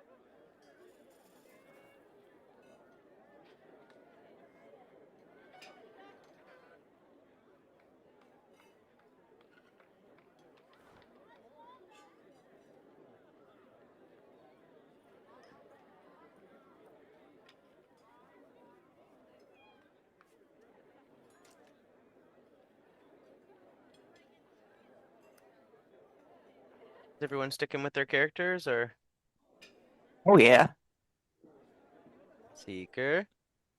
Uh, I has to said go. I won't be joining the Oh next right. campaign. Nor. I forgot. Ah, I'm sad, but I get it, and I hope that at some yeah. point in the future you can come back, either with Seeker if you choose, because I love this character, or with another character because I love the characters you create. Fucking Seeker right. is way too high level to go into another campaign, but they were very fun, and I like Seeker's just a very fun character just because they're like a rare form of. I mean, actually, to be fair, Pyre knows well that I do very, I do impressive stuff with characters that are like obscenely confident. Yeah. Hell yeah. Man, your characters are really great though, actually. I'm a fan. Yeah. There are some characters which I had more time with, like Viella. I had Yeah. so much more wanted to do, and my biggest sort of like gone too soon. It's gonna be Vash. I was Oh, so ready to do so much with I Vash. loved Varsh. I loved Varsh. But you know something? As a player, I respect the decision you made. Like Yeah. big, big time. What happened with that character? They were killed by a beholder's disintegrate, Oh, but fuck. at the time we'd forgotten that disintegrate obviously like dusts you and you can't come back. Yeah. So we just thought we'd be like, oh, we'll just like, we'll just revive them. Or they were just, or rather, Sure. we're like, oh, they were just downed. But like, actually, no, I was fully You're killed. dust. Yeah, you got Yeah. Thanos snapped. Brutal. And I basically just decided that like it would bother me to no end for like the rest of the campaign if I didn't accept getting dusted. Mm, brutal. Yeah, I feel that way about Zargan. I never got to finish his arc Mm. from the campaign that we did before this one. I was playing a light druid Earth Genasi, and I wanted him to like eventually like get over his past, which corrupted his druid magic and made him a blight druid. I wanted him to kind of adapt out of that in the higher levels and then have a new subclass. But everyone we kind of just ended at level 10 because I thought it was gonna be a 1 to 20. So I just Mm. like didn't get close to finishing. Yeah. Yeah. So it'd be fun to get back in on that character. He was cool. And he was like developing a sense of humor for the first time since he like yeah, That is really cool. yeah, To it was to fun. answer your question, Gidget's an archaeologist. Like it's like the background she Yeah. took. Yes. She would be stupid not to take the opportunity to go look for relics. I mean, that's literally Yeah, what that's your whole shtick. she does. In some ways, that's why she got, I mean, the fact that she was a cartographer was kind of always my thought of why she was chosen for that mission. Yeah, perfect. Uh, I love that your and two artificers are so different. Because like having two of the same class can be difficult. Like you're stepping on each other's toesies, tootsies. yeah, But you guys definitely don't do that at all. Like you're very, very different. well, Ryan checked into it, and I had told, uh, I told Nathan what I had wanted to do, and he's like, "We're not going to get in each other's way at all." I'm like, "All right, cool." Yeah, Yeah, no, they're very, very, they function very differently. Right on. plus I think Yeah. artificers are just like they give so much more conceptual freedom for like how it even looks. Yeah. You can do Mhm. anything. Yep. Yeah, my It's armor true. artificer was so much fun to flavor all the gadgets and shit and like enhancements to his armor that created spells and stuff. Very nice. So much fun. I love an artificer. That's what I wanted to play in my first D&D game, but I didn't know how to articulate it, so I ended up just playing a transmutation wizard because I wanted to make like I said it, I want to enchant stuff, And she was like, "Oh, you want to be an enchantment wizard?" So I looked it up, and I'm like, "Absolutely not, That's not what that means, lady. not at all." Just like because um, they were pre-made characters, so I was like, "Okay, I'll take the wizard, but I guess I'll do transmutation instead of evocation." yeah. And then I just kind of went from there. But I did end up Oh, kind of getting to play that character up to level 20. I missed in between level 6 and 10. I think went from 1 to 5, and then I went from like 11 to 20. uh, That's cool. Yeah, it was very cool. It's a long story. uh, speaking of stories, Seeker. Oh, It's time. It's time. It's time. It's time. Let's Um, hear about what goes on with Seeker. Seeker, first of all, will certainly accept the expositor position with the Cobalt Soul, mainly because, for one, pays well, and second, it's not too different from what they were already doing. They do a lot of information gathering to begin with, and having like a consistent, we want you to find some stuff out, client, is just very convenient. But the kind of first thing they would do is head back to Drusar, because they've been through some stuff and would like a chance to relax at home and go visit their mentor again. Absolutely, absolutely. I'm sure he's as kooky as you remember it. Many tales to tell, many stories to share. I'm sure your mentor is flabbergasted by what you've achieved in your short time away. Yeah, you've been gone for like 2 or 3 weeks, and then ended up saving the world, or something like that. I won't say almost longer because I mean, Seeker was already traveling around, information Right, gathering, doing like adventuring. So their return is like this might be a couple of years since they'd last seen their mentor. And I like to right. imagine that like their mentor isn't like a academic professor. They are like they have like their own like professional workshop where they take on like a couple of apprentices like every year or so to teach artifice, and they are like this kind of crazy mad scientist gnome. Hell yeah, hell yeah. And so when As Seeker comes all back, gnomes it's like, should here's be. my old apprentice. Yeah. This armor, this was their magnum opus. I expect all of Very you to come up cool. with something just as ingenious. Everyone else needs to make up a really popular subclass of artificer. And yeah, Uh, Seeker will like have their book out and they'll talk, show them all the things they've seen in Netherdeep. Curse the fact that because the Ruidian's been purified, there's like no way to reverse engineer it in a way that's like this great power source is gone. Incredible. Sorry. I'll tell you what your mentor says. Seeker, you think too small, my boy. We need to go to the moon. We have to go to the source. and he flips his And chalkboard around, and it's got all this like crazy maniacal fucking yeah, equations and shit. it's got the red yarn and the equations. Yeah, And, yeah. You mean go into space? Exactly. We must go to space. Uh, and I think that's probably perfectly hilariously what your mentor's new direction is space travel. Is that All sounds hands so were cool. going to discover spell jamming. Yeah. Yeah. I'll be damned if this is going to be something that I can't study. Maybe out of spite, we'll um probably not terribly successfully seek out.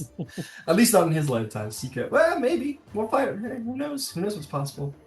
But Seeker What's will eventually return to Bunkerell and, you know, meet up with Gidget to actually I suppose with Gidget they'll have do the debrief of like what was down in the ruins before they left. That makes more sense.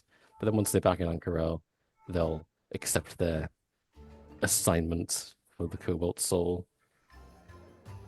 very cool.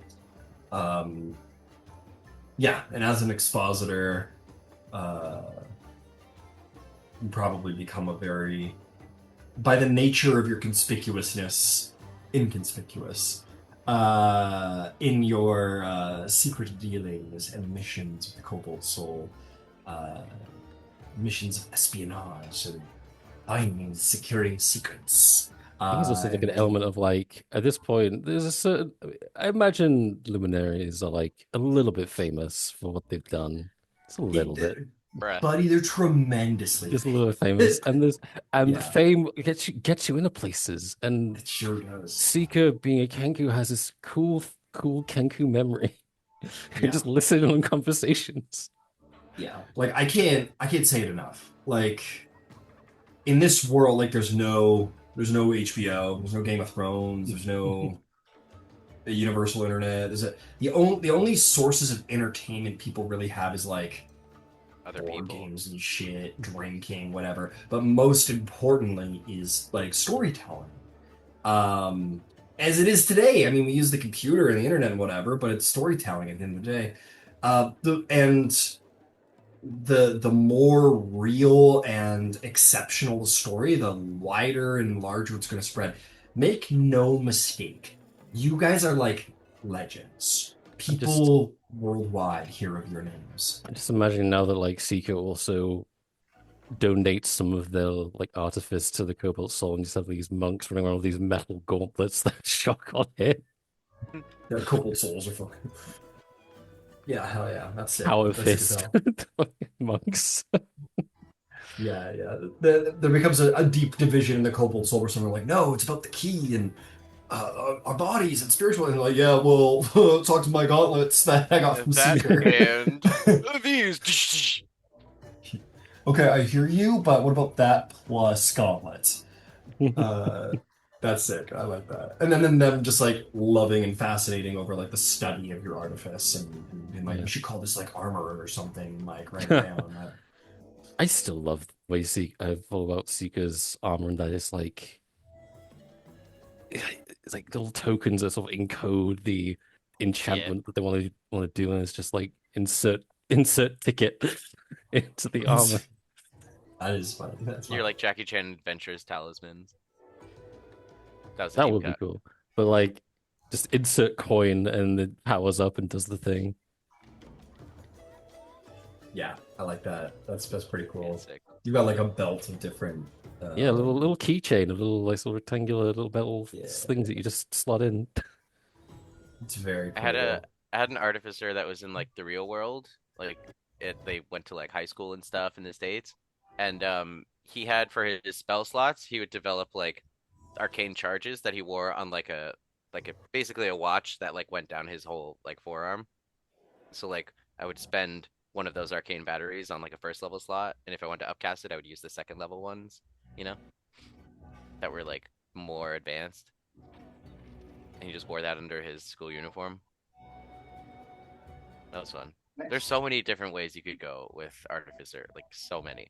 I think if I were to do like another artificer, it would be like those like Ofuda talisman like things that they have, like those exorcism kind of things. Like yeah, it's all this like burning paper, but there's like there's like stuff written on them, and I think that's like you can code spellcasting into them. It's like these almost like not quite spell scrolls, but really close. Nice. Cool. Nice. That is very cool. With Alexian.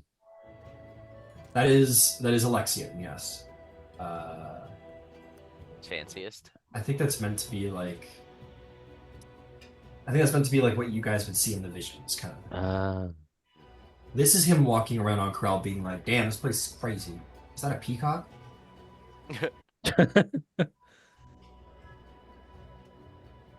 That is the craziest animal I ever known saw. Why is it so loud? Why is it yelling at me? Yeah. Yeah, fucking old man. Yeah, that's what 1,000 years will do to you. He's lucky. He's a human. Is he like immortal? Yeah. Yeah. Okay. So he'll just be like Well, that. he's called the Apothe because the idea is he's like a demigod. Like he's like obviously not born, like not in the Greek mythology way, but he's just been invested with so much power by the prime deities that he is a dead god at this point. Sick. Cool guy. Yeah. Another, Yep. I realized one of the things Seeker would do is quite willingly like accept all interviews from bards about everything and will embellish hard. Oh yes, the brave hearts were stood there at the apex of despair, and they said, "Please, luminaries, you have to save them. We're too weak without you." God, No. they are coming out. They are The coming wizard after you. Galceriad could not stop his from shaking. I had to push him into the... You are gonna get in trouble. Gelsarian's like, ooh. Whoa. Uh, here's a Also cool hype up the song. rest of the group, though. It's like, Gidget's map Yeah. saved many lives, pulled the cobalt soul monk out of a fish's stomach 3 times over. That poor monk. He's like, oh, here we go again. Gets smaller. Fuck. Being a low strength frontliner, no.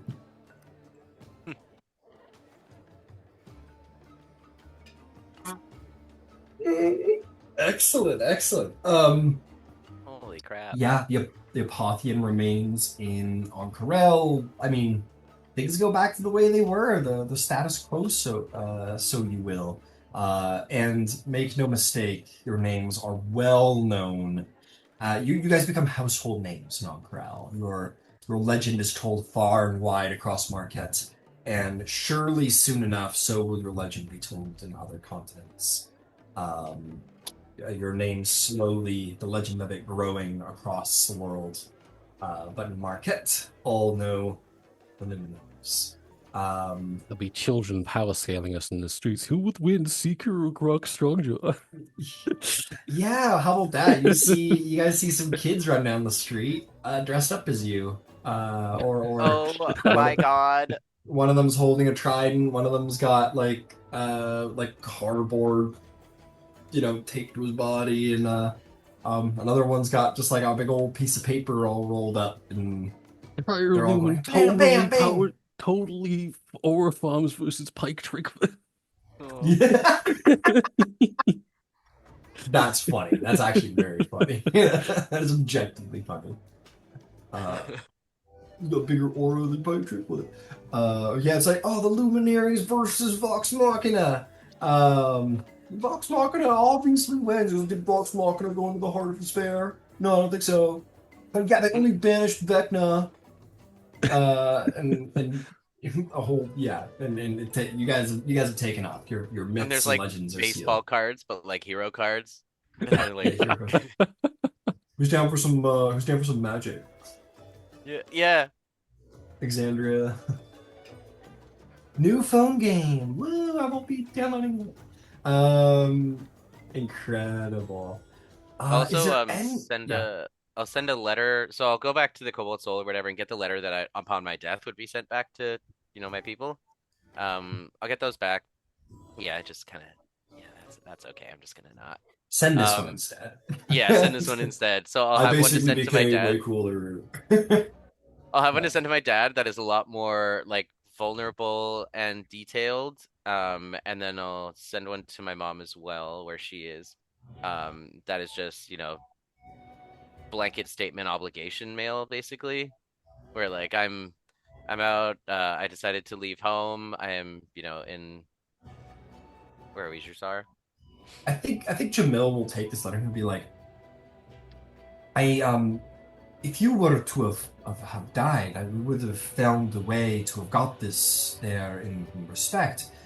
But between me and you, getting a message to the Water Ashari is a quest. It is a voyage unto itself. There's no Oh, routes or mail systems there.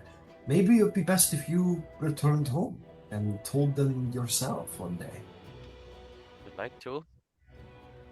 Yeah, because keep in mind the Ashari are, I mean, for all Sneaky. intents and purposes, they're a barbarian cult. Like Yeah. they're they are literally stationed in the most exotic, wildest, like impossible to reach places in the world. The water Ashari, most especially, because they're just in this very small, specific, mostly uncharted island in the middle of the ocean. That's Uh, valid. People don't go there. People, I mean, Yeah, they do when they need to, but there's certainly no established trade I or didn't mail think of that. system. Yeah, okay. I guess I'll just send the one to my mom, and I've already written it, so I'll just kind of hold on to it, I guess. Yeah, For all my right. dad. But yeah, I've All right. resolved to go back home someday. Yeah. Um, yeah. I mean, the Arashari, thanks to Keyleth, are much more like connected to the wider world, but like Terra, Pyra, wherever you're from, they're very, very exotically located. Yeah, good point. Yeah. Okay, He's like, I mean, if you, he's Jamil's like, if you died in the line that's of right. duty, that's right, thank you. If you died in the line of duty, like trying to save the world, like we'll figure it out. Like it's Yeah, fair enough. It's the least we could do, but yeah, now that you're, okay and everything. yeah. I mean, maybe in our search for the beacons, I can head home for a spell. Maybe Spell? you Yeah. will. Well, the sea, the water is a vast place, and who knows it better than the water Ashari? Maybe you might need to go seeking one. Yeah, I still have This is the water campaign, my after water all. my water trial is probably there too, Hmm. if we did that. Um, yeah. Who knows? Who Could knows? be cool. Which I will say, is there anything anyone else would like to know about the characters, about the what might happen, or we figured out Netherdeep and that's our epilogue.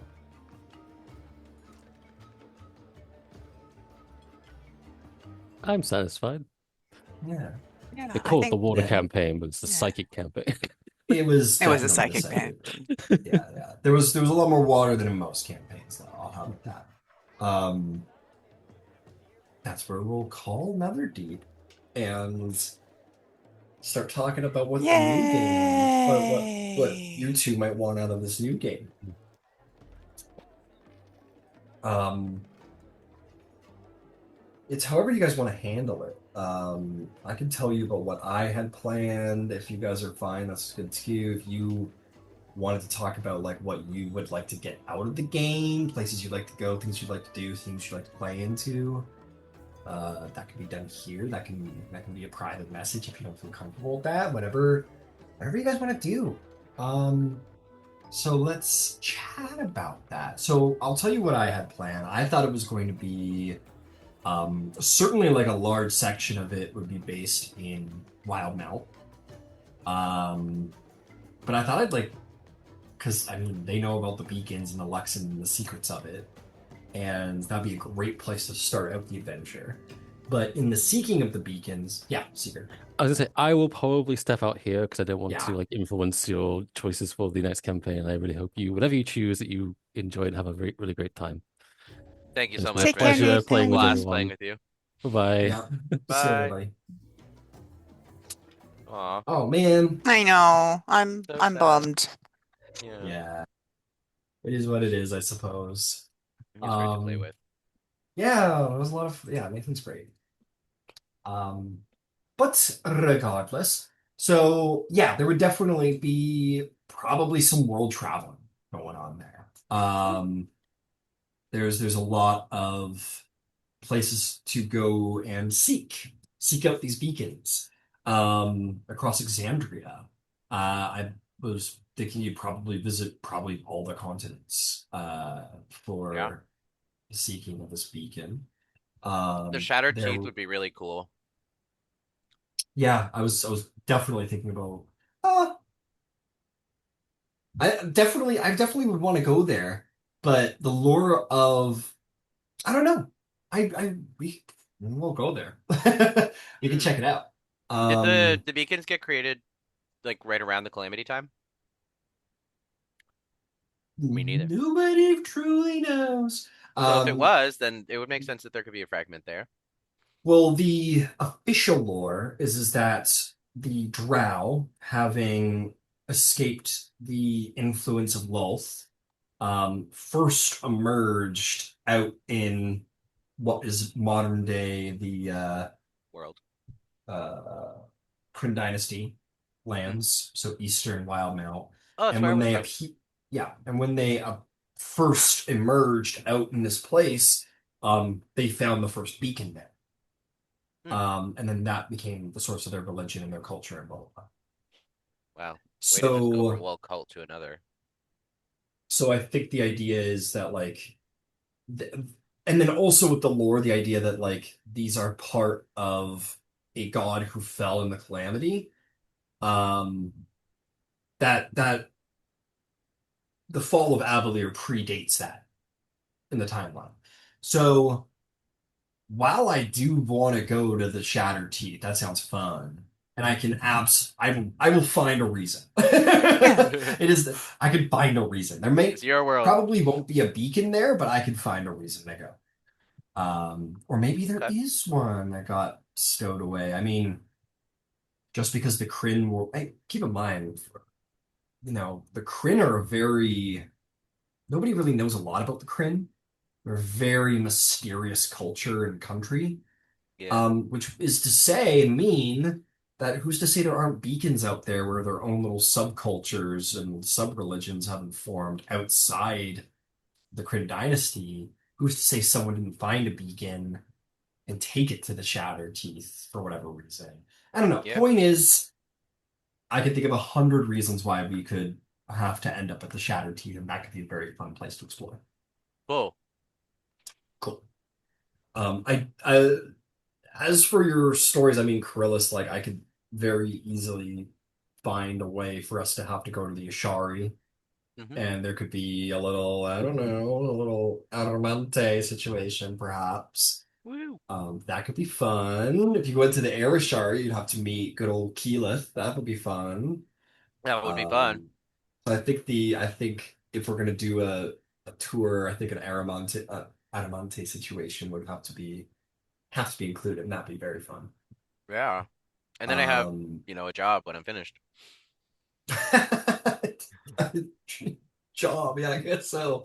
And then yeah, Gidget, as a map maker, I'm sure just the She's yeah, an go ahead, please. archaeologist.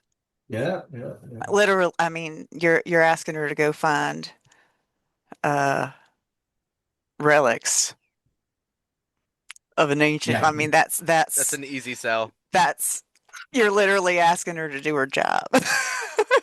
yeah. I guess. So the nature of the campaign itself is probably rife with like personal motivation and backstory interest. Hell yeah. You've been to a Sealra, so that'll be cool. You'll be able to like go be like, hey, I know my guy in a Sealra. And that'll be fun. And then she spent time in the far south of Wildmount, Yeah, where the Dragonborn are making their new yeah. city. Hmm. You Cool. speak Yeah, yeah. Draconic? Yes, I do. Damn. What else do you speak? So Draconic, Elvish, Common, and Marquesian.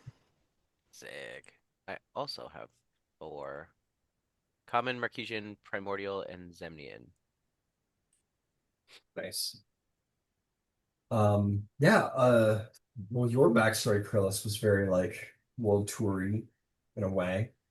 Not really, a weird kind of yeah. And then yeah, Gidget, you've been all over, so I think that's just the obvious awesome direction is we're gonna just kind of hop in on all the world really. We'll see. We'll go to the Yeah. um Gwendolian Empire, go to Talbore, maybe even see a little Iron Authority. Who knows if there's something down that south way. And then Asiora is a big old frontier, ironically. Shadow Teeth, and then maybe we see a little more Marquette. Who's to say? My knowledge of Marquette is definitely not as evolved as the rest of Exandria, but that can be better easily. I do have a formal request, I guess, or something Yeah. for the order of the elemental trials. I think it would make sense based on what I get at level 18 if the Arashari one was at the end, like the last one I do, because of Mhm. the fly speed I get at level 18. You know what I mean? Um, Because I get a fly speed at level 18 that I could give to other people as well. So yeah, getting that as like a boon out of the air trial would kind of make sense. yeah, we could definitely, I could definitely see about that. They went to, so, so in Keyless one, she went to Earth immediately next. And that might just be because it was located the closest, or the irony of her doing the opposite element immediately. Yeah. Either way, like I could see about that for sure. Taking on Tal'Dorei last. I think that's fair, actually. It's probably by the nature of it being like the most popular one, it'd probably be best to do that one last, frankly. Hmm. Plus, like meeting Keelit there and stuff would be so big, and it would be really cool if it happened like near the end. That doesn't mean Sure. that she's like locked and tied to being there. And is it Zephyra? Mhm. Yeah, Yeah. Well, as a she can be other places. She can transport via trees. hmm. Yeah, if this is important to you, like yeah, I can see to it. I think it Um, just makes a lot of like narrative sense for me to gain that ability from doing that trial. Because like Coryllis, like one of his dreams is to be able to move through the air as if he was moving through water. And I had said that like early with this yeah. character that like he wants to fly someday. Well, let me put this forth just because I don't want you to like potentially be crippling yourself over one feature. Yeah. Like what the nature of storm is water and air. Hmm. And as a storm sorcerer, for the sake of your own growth and journey and whatever, um, part of me is like, shit, why is that not like something you pursue more readily as opposed to like Yeah, last? true. Um, and just because you take the air trial doesn't mean like your experience and knowledge of storm becomes perfect. Yeah, Because this all happens in your blood. yeah. This all happens within you. So um, yeah, if it's either way, it's either way. I guess it's kind of a devil's advocate. But if it's important to you that that's last, I mean, I can figure it out. Yeah, I think narratively it'd be a really cool beat. Like if I got to level 18 right after the trial, whatever that is, Mhm. and then be able to manipulate the winds super easy. But if we did it earlier, like I could just take the fly spell and then, when I get to that level it just comes an enhancement. Kind of like I can just do this now. But yeah. Um, sure, yeah, I'll try and time that for you. Cool. Cool, I cool, think cool. he's definitely gonna have the hardest time with Earth, I think. I'll be fire. Yeah, You're Triton. You come yeah, from a place of water magic. And in the cosmic, I mean, this isn't just Avatar logic, like in the cosmic D&D like universe, fire is the enemy of water and the hardest, like they don't get along, yeah. like air and earth. So let it be fire. That's true. I don't actually have anything fire related at all. You know, Nope.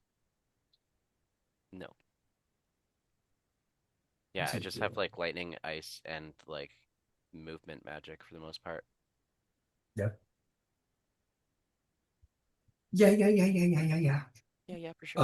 And also as a note, you've just spent all this time in Ank'Harel, which is like a very earthy place, like the desert, like True. sand Yeah, flowing and I around you. do have. And sandstorms, you just spent all this time learning about like sto earth-based storms, right? Yeah, true. So Okay, yeah, I good think point. Yeah, fire then makes a it lot more should, sense. Yeah. yeah. Hey, it's your story. I'm just No, no, it made a lot of I don't sense. I know. just hadn't thought about it that way. Yeah, Um, makes sense. what are you, Gidget? Do you have any like big requests that you think would be really cool?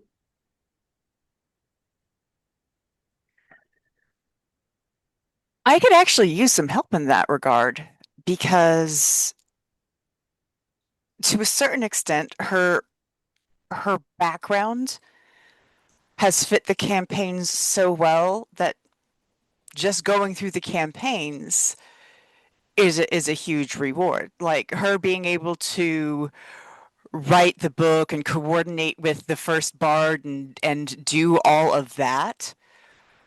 Um, amongst things amongst artificers, but certainly amongst cartographers, she's she's probably really, really well known. And for either, that's really unusual.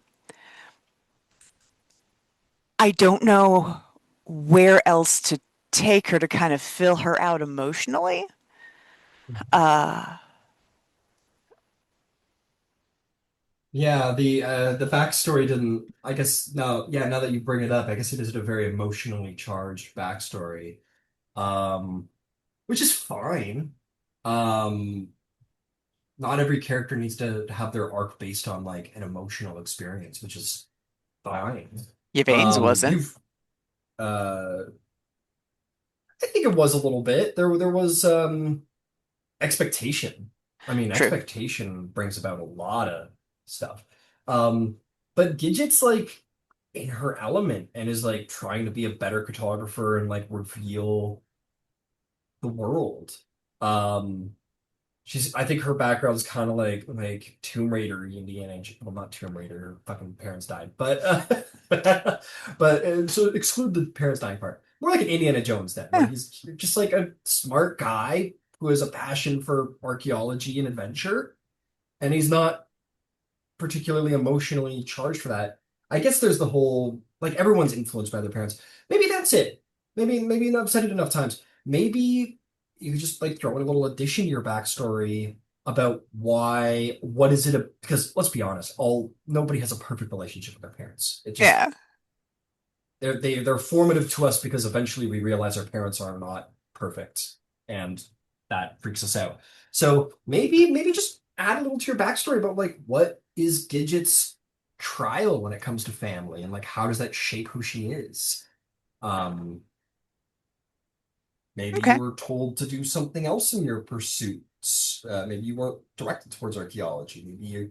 There's an expectation for you to do something different. Maybe I don't know. Maybe something happened to one of your parents that was a big blow to you. Maybe your dad was a proud archaeologist who got fired, and it like crippled his self-esteem, and then that really affected you and motivated you to be better and whatever. Maybe just expand on the family situation. Maybe that would be informative. What do you think about that? Or if we're gonna do all this traveling, maybe you have like a really cool uncle or aunt who inspired you to be an archaeologist who like showed up, was like the cool aunt or whatever, who showed up here and there and told magnificent stories of tomb raiding and it inspired you. Who knows? It could be as well, like you seem to have like a really good relationship with your sister. Sometimes that only happens because you have a bad relationship with your parents. And you have to hold True. each other up because you're being pushed down from above, you know what I mean? Yeah. So maybe there's something compelling there. What do you think about it? I've got Yeah. I've got that story kind of written out, which is not to say that I can't change it. Mhm. Um, I do feel like the 10 years that she spent in Vasselheim was really formative for her because Oh, she I'll would have bet. gotten there immediately. Like she would have gotten there within weeks of Vecna's vanishing. Damn. Why? Why have you done this? Why'd you not turn around? The reason that uh, she went was her thought was how often do people have the opportunity to watch a city be rebuilt and to like to survey the land and to catalog how it's built and why. And then also if you look at I mean she's very tenderhearted. And if you look at her Yeah. skill set, in addition to the cartography, which is a passion, she knew that with woodworking and with smithing, uh, that she would be able to go in and support people in industries that are actually doing the physical rebuilding. Hell yeah, I Well, love maybe that. that's a good point. Is like you've got so many tools at your disposal. Um, and not all of them are even distantly related to Hmm. cartography. So, I mean, I think Indiana Jones has got to be like the best symmetry for Gidget, where Yeah. he's being Indiana Jones or whatever, but he's clearly got this this I guess like this slight arrogance to him, this like this or maybe not yeah, arrogance, but this need to like prove himself maybe, and that clearly comes from his father that we see in the third movie. Maybe there's just something else with Gidget. Maybe, I mean, A, getting to go to Vasselheim in the aftermath of like the ascension of the first god in 1,000 years, evil or not, and then it's banned. Like it's a world changing event, and getting to go there and document that fresh and then report it back, huge, um, humongous opportunity. So maybe that's it. Maybe you were offered this humongous opportunity, and maybe someone in the family didn't want you to go out of whether it be fear for your life or expectation for something else. And that caused a bit of a gap and a divide, and maybe I don't. Who knows? Hey, whatever. You, It could be as- like members of your family that have like only ever said they were proud of you when you got hired at the university, and you're trying to like skirt your responsibilities there, and they're butthurt about the fact that you had everything that we wanted you to have, and now you're going off to do some bullshit that we don't understand. There's tons. There's actually that's got some teeth. Let me sit and think about that. But that's I know that Vasselheim has always been the big thing for her, and I know that like maybe what I need to do is say that she was at Vasselheim for longer and just be out in Draconia or Draconia in their new yeah, settlement for a shorter that's no period of problem. time. Yeah. And honestly, my biggest even more than all of that I'd suggest is just like expand on like the people you know from those archaeological whatever communities that you met abroad, because that's what we're going to be doing. We're going to be traveling Yeah. abroad, so that when we're abroad I could be like I could pull from your backstory and be like, oh, here's that dragonborn who was like your mentor for a couple of years, who's be like, what are you doing here? And then you can like Oh, all it'd right. be Yeah, cool. It just Gidget seems to know someone in every town kind of thing. That would be kind of cool. Yeah, that's cool. I can do that. Thank you. Because That's like once the city's built, like those people need work, so they're gonna spread out and be places. Yeah, eh. yeah.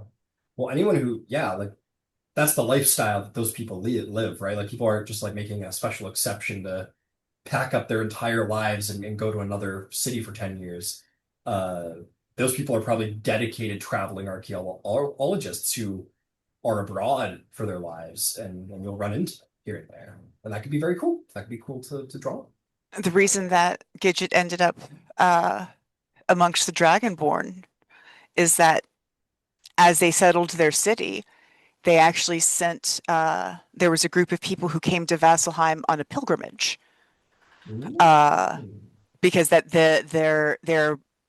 had their settlement uh, in a place well enough, and they were able to put together the technology again that they could, as a settlement, send a delegation, as it were, to Vasselheim to pay homage to Bahamut and a few other things. And so that's how Gidget learned Mhm. that there was this whole other settlement, and that was ultimately what brought her down there.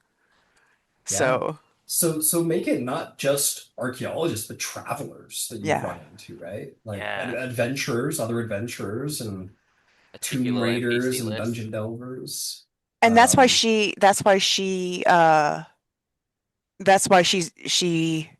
has that relationship with Avandra. yeah, yeah, Oh yeah, yeah, Vaughn, yeah. Yeah, follower, maybe other followers of Avandra, exactly. that makes I sense. just say be careful of the various cultures they might be coming from, because like Kryn's very insular, like they're not sending anybody out into the world. They're just trying to get by. Um, but pretty much every other major nation is uh much more a little more free and loose. Like when Tal'Dorei settled down, they like it says in the book in Tal'Dorei Reborn, mind you, this is some 20 years after Vecna, is that they've officially begun to send delegations to the other nations to open up trade and so forth and alliances. Um, and I think I'd probably stage this in that time zone, maybe around 20 years after the fall of Vecna. Hmm. Yeah. So, but yeah, I think there's tons of possibilities. I think the idea that Gidget just kind of like knows the traveling community very, very well internationally is very that's fun. That's kind of cool. And it's set up with who her mother is. Oh, Mhm. and I assure you that her mother was expecting that she would have stayed on her crew and then taken it over at some point. The Mhm. idea that she was going to go run off and make maps. Dude, what if you had like a parent trap sort of thing going on where like maybe your mom and dad are like not together anymore because your dad was like, you're gonna go to Vasselheim for 10 years and I'm just supposed to stay here? And she's like, yeah. And he's like, well, I I'm don't wanna. leaving you. He's like, I'm leaving you. I'm not gonna sit around and wait for you for 10 years while you go gallivanting on the other side of the world. Like that sucks for me. Like I've got my whole life built here. So that could be an interesting divide where like there's this like underlying like weird like I chose mom and went off with mom and you chose dad and stayed dad. But that could be an interesting family dynamic Hmm. that everyone will relate to. Divorced parents. Jesus. Right. Uh, but yeah, so that I will spend some time putting thought into that. I think that that's a lot. Hmm. Lots Uh, of choices. yeah, that gives me a place to fill out. And I can tell you, like, the reason she took the musician feat is because she loves music. She Yep. loves what her father does. She's just Gayla got those genes. She Yeah. can play she plays well enough to not get in the way. Yeah. Hmm. Yeah. Enjoys it. It's a hobby. You don't have to be a Yeah. master at something to enjoy something. Yeah. Yeah. Like you're she's not gonna play and you'd be like, oh God, please stop. It's not like nails against a chalkboard, but at no point would you ever think that she was like her Yeah. sister, a virtuoso. Hmm. Fair enough. Fair enough. All right. Well, this has been good feedback. I think that the broader style of the campaign will. I'm going to try and follow some themes of Netherdeep. Certainly the grand scale of the travel from the early game. Um, there's like a good mix of like lighthearted like urban exploration and natural exploration, of course. Yeah, it's got a little bit of everything. I'm going to try and go into that where there's like very thorough urban exploration. There's very thorough, like wild exotic land exploration. And then you visit very dark, dangerous, fucked up places, but also some very like really cool utopian places. It seems to be like to me that the places you visit are just generally the extremes. Um, but clearly the story follows like a hero's journey where like you start in Jigao, this kind of exotic, strange, but humble origins, and then you kind of inciting incident into the more amazing world. You leave Tatooine and go on to the Death Star and all that shit, right? Yes. But yeah, I'm gonna continue to play in to that. It's probably gonna be very Tomb Raidery then. It's gonna be as the game has already been very uh, Indiana Jonesy, sort of discovering archaeology and delving into long lost places of the world. Does anyone remember where Terra is?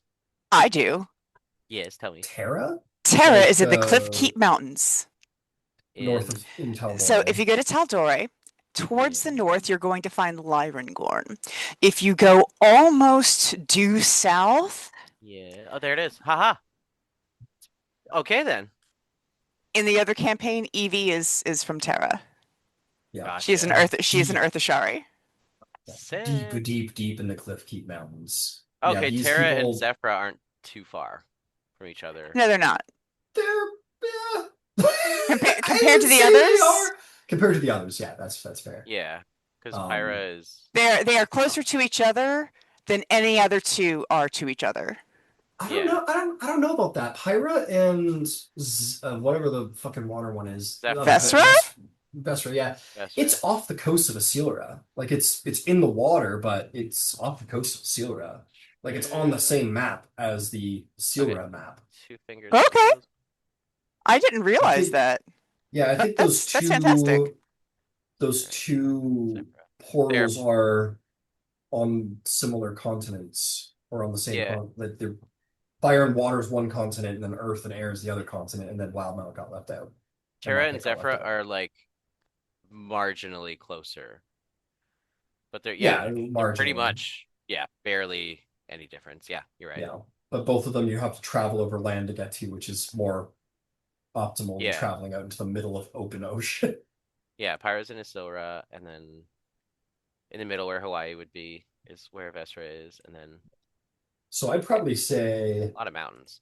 I'd probably I'll be honest, we probably will like briefly touch on just by the nature of Eucharyllis especially. Hmm. Um, we'll probably briefly like touch on like Marquette. We've spent a lot of time in Marquette. We're probably I don't know, maybe we bounce back here and there or for whatever reason as like a home base, maybe not. But I'll Yeah, we don't really. probably move us away from Marquette because it's also on the other side of the world from Wildmount, which is the center of the collection of the beacons. So maybe we do like something small there, probably something small with the Shattered Teeth, something small with the Dwendal or Wildmount outside of Kryn. And then we'll probably be a little more focused towards Vasselheim and Tal'Dorei because A, the Ashari presence in both continents, and B, just like their significance. I don't want to spill any beans or anything, but the Tal'Dorei Reborn book confirms there's at least one beacon on Tal'Dorei. Um, and then Vasselheim's the center of religion, like it makes sense, and it's the most frontier-esque of all of them. Where's Vassal? So I think those two places are where it would make sense to spend the most time. But I'm still noodling over things. These are just And Where's yeah. also, Vasselheim? at least in Vasselheim, there's a Cobalt Soul, There is, yeah. right? Um And yeah. throughout Wildmount, I think there are two major Cobalt Soul enclaves. Yeah. Yeah. Wow, Mel's got a big one. Rexentrum and Nicodranus, I Yeah, think. yeah. No, not starts with a Z.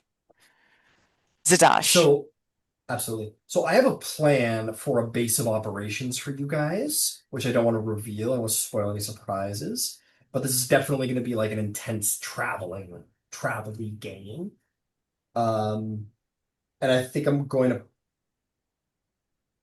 yeah, I'm going to try it and influence the game so that there isn't like a time limit, so you guys don't feel the need to like have to like be teleporting all over the damn place as quick as possible. Hmm. And I'm also probably going to try and establish that it almost makes sense to spend more time traveling just to like prep or whatever. Yeah. Um because like I it seems to be the nature of what we're doing is that this game is like travel-y. It's adventure as opposed to like bopping here and there and taking care of problems as quick as fucking possible, like checking the boxes. I'm So interested to see what a beacon does as a magic item, like on your person. Beacon's It's like crazy. what the hell? Yeah. Beacon's insane. Like I have a vestige, yeah, but that's literally like a part of a god. Yeah, the beacons have pretty crazy powers stored up in And them then for like sure. amalgamating them into something? Like, are they getting stronger, or do they need to be all together for them to become something? Or Well, I'll tell you what, prior being an ASMR who is linked to the faith of the Luxon is perhaps the only reason you'll be able to succeed on this quest.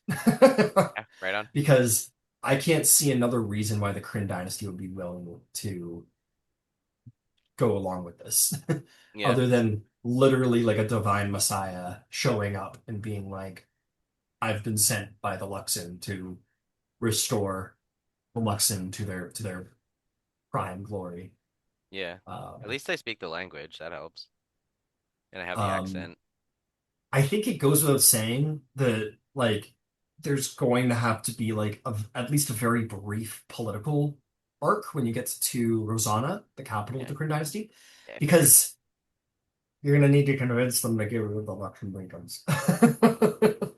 um, I'm not gonna like dig my claws into it. This is not gonna become a political game, but there might be like a slight adventurer's version of the political arc, like how or how Matt Mercer does it, where it's like, sure, there's like a little bit of politics at play, but like it's mostly going to be based on your abilities as adventurers. So, um, yeah.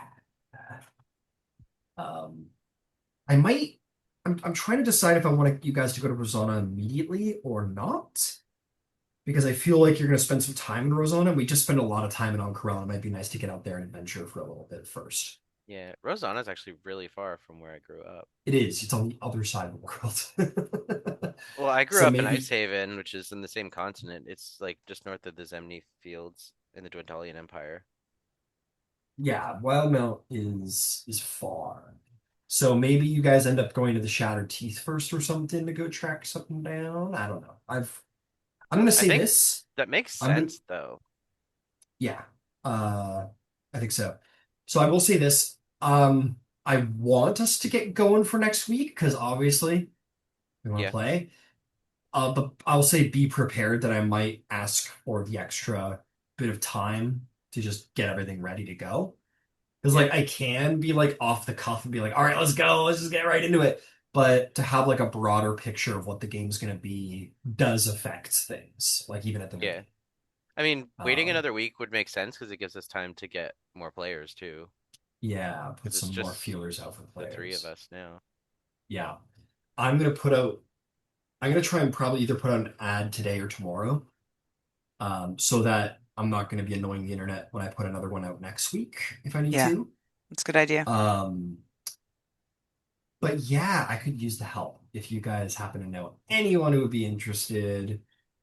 People are like, hey, if they've seen Vox Machina, right? They'll know what they're getting into. Or Mighty Nine specific. Um, might run it. Hey, there's probably a very good chance you guys are gonna run into the Mighty Nine. Yay! That's cool. So if that helps any advertising, you know, Is to this some people, during their campaign? Is it during campaign two? um, I'm gonna pose this in the same chronology as I did my Tal'Dorei Reborn campaign, which is that this little adventure will begin in the exact aftermath of the Mighty Nine campaign. Okay. So like I started the Tal'Dorei Reborn game like the day that you start is the day that technically officially the Mighty Nine disbanded at the end of campaign two, Hmm. at the end of their like relevant epilogues. And it'll be the same here. It's like your adventure for the beacons will begin uh, the moment that they have completed their essential epic books. That makes sense because the beacons aren't important in campaign three, like pretty much whatsoever. Uh, We could potentially I meet also haven't backstory watched campaign three campaign for 30, true, so yeah. I don't Damn it. think I'm going to be involving anything from Kim. And even from what little I've heard about it, I mean, I like it's it. just like, oh, I Yeah. it sounds interesting, absolutely. It's just like it's it's just too much. It's too much going. It's too much for everything to be going on all at once. Yeah. Yeah. But To it'd be cool to like, meet them in their backstories, like campaign three people, like before they're adventurers. just as like a cameo, kind of. Yeah, maybe. I mean, we're leaving Eh, Marquette, so I don't know. I just there are personally am so not as many big a cool fan. people we could meet, Yeah, though. Yeah, yeah, true. we're Just just we're gonna just be make us meeting meet cool 99. people, I guess is my point. Oh, no, You guys are there's gonna so be many cool people. Yeah, you're at least meeting Keyleth. If you're on Tal'Dorei, there was probably a couple of individuals you'll meet. If you're gonna be in Wildmount, you're probably gonna cameo bump into some Mighty Nines. Um, yeah, I am going to request a cameo at any given Yes. yeah, time. yeah. Uh, Dr. Dr. Dr. Drencel, whatever the fuck it is. Uh, Yeah, That makes yeah, sense. his band. Dr. Drencel, yeah. Hey, that's Tal'Dorei, man. Yeah, they'll probably be singing your song, man. So absolutely. Hell yeah. Hell yeah, hell yeah. That's just a cool character. It'd be nice to Yeah, meet remind me Scanlan's when daughter we Kaylee for a little bit. Kaylee's around. Well, Kaylee's Um, in on Corel, uh, isn't she? She, Isn't that where mm, they're? no, she ended up in no. She ended up in the Alabaster Lyceum. They had their little crime syndicate, whatever. And then Kaylee was like, I think she said like I want to get educated for spite or something like that. And then Scanlan basically like paid for her education at the Alabaster Lyceum. But then okay. she went on to do other stuff. So Yeah. she's out and about. So that was a long time ago. So she might be around on Corral. And I'm not sure. I honestly don't know off the top of my head Maybe where we she's help at. her and like she owes Gidget a favor, and then Gidget gets her sister enrolled. Well, I mean, by the grace Gidget's of Gidget sister having all, is yeah. is an established bard. That would not be Yeah, fair enough. necessary. Yeah, fair enough. And oh, well, I think by the grace of Gidget having already met Scanlan Shorthalt and had the honor of the pleasure of his visit, um, we gotta bump into him. But you know what I mean? Like that's too Hmm. cool. Like a cameo. That's too fun not Hmm. to bump into Scanlan. You want to be a centaur? Sure. Okay, I cast True Yeah, I Polymorph still don't know why he's a centaur. for fun, for goofs. It like I totally see that happening. I just want to know the detail. I should probably Well, Google it. what would you do if you had true polymorph and all the time in the world on your hand? I'd be fucking around. I'd be fucking around. I'd be trying Yeah, new things. this rock, I'd you're be a frog I'd now. I'd be true polymorphing is what I'd be doing. Yeah, I'd be spending my fucking spells. I I'd get be 1/9 per day, and you bet your ass I'm using it. hell yeah. Man. Um, cool. Well, it sounds like we have quite the little. I mean, the point of traveling isn't just the places and the journey. It's about the things you see and interact with and the people you meet. So Yeah, there'll be a lot of cool faces to see. And considering you guys have forged a legend that will go down in mythology already, you're gonna bump into some important people. Like you're gonna rub shoulders with the similarly important individuals. hell yeah. Like I make no am mistake, like the Mighty Nine, they're like silent heroes. Like they kind of save the day behind the screen. Like nobody knows who the fucking Mighty Nine are. You Hmm. guys are more famous than the Mighty Nine. Ha. sweet. Gang gang. Yeah, We didn't even fucking you're get more to that level publicly yet. famous than the Mighty Nine for sure.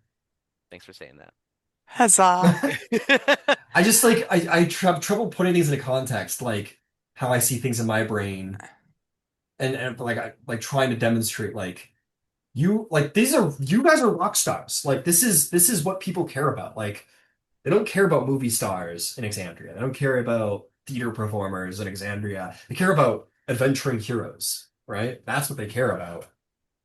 Hell yeah. The only reason we care about movie stars is because they are like the heroes we love on the screen. So in a world where there are real heroes who are not, you know, pasty skinny people who are like pretending to be heroes, So and they're Timothy Chalamet. actually powerful, knowledgeable, wise, inspiring heroes, people give a fuck. They give a shit. And they're gonna hear about you, and it's great. So that's you Yeah. guys. That's the weird thing. Like you get rich and then suddenly you stop having to pay for so many things. Like, oh, let me get you around. Like, let me get you blah blah blah. Like, oh, let me pay for your meal. You just saved the blah blah blah. It's like I have so much money right now, and you're giving me things for free. Um, Uh, Are we definitely taking next week off?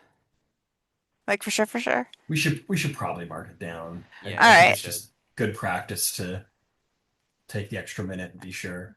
I Yeah. actually agree. Do we want to put something in the Discord so that, Yeah, I'll do it now. Yes, for prior.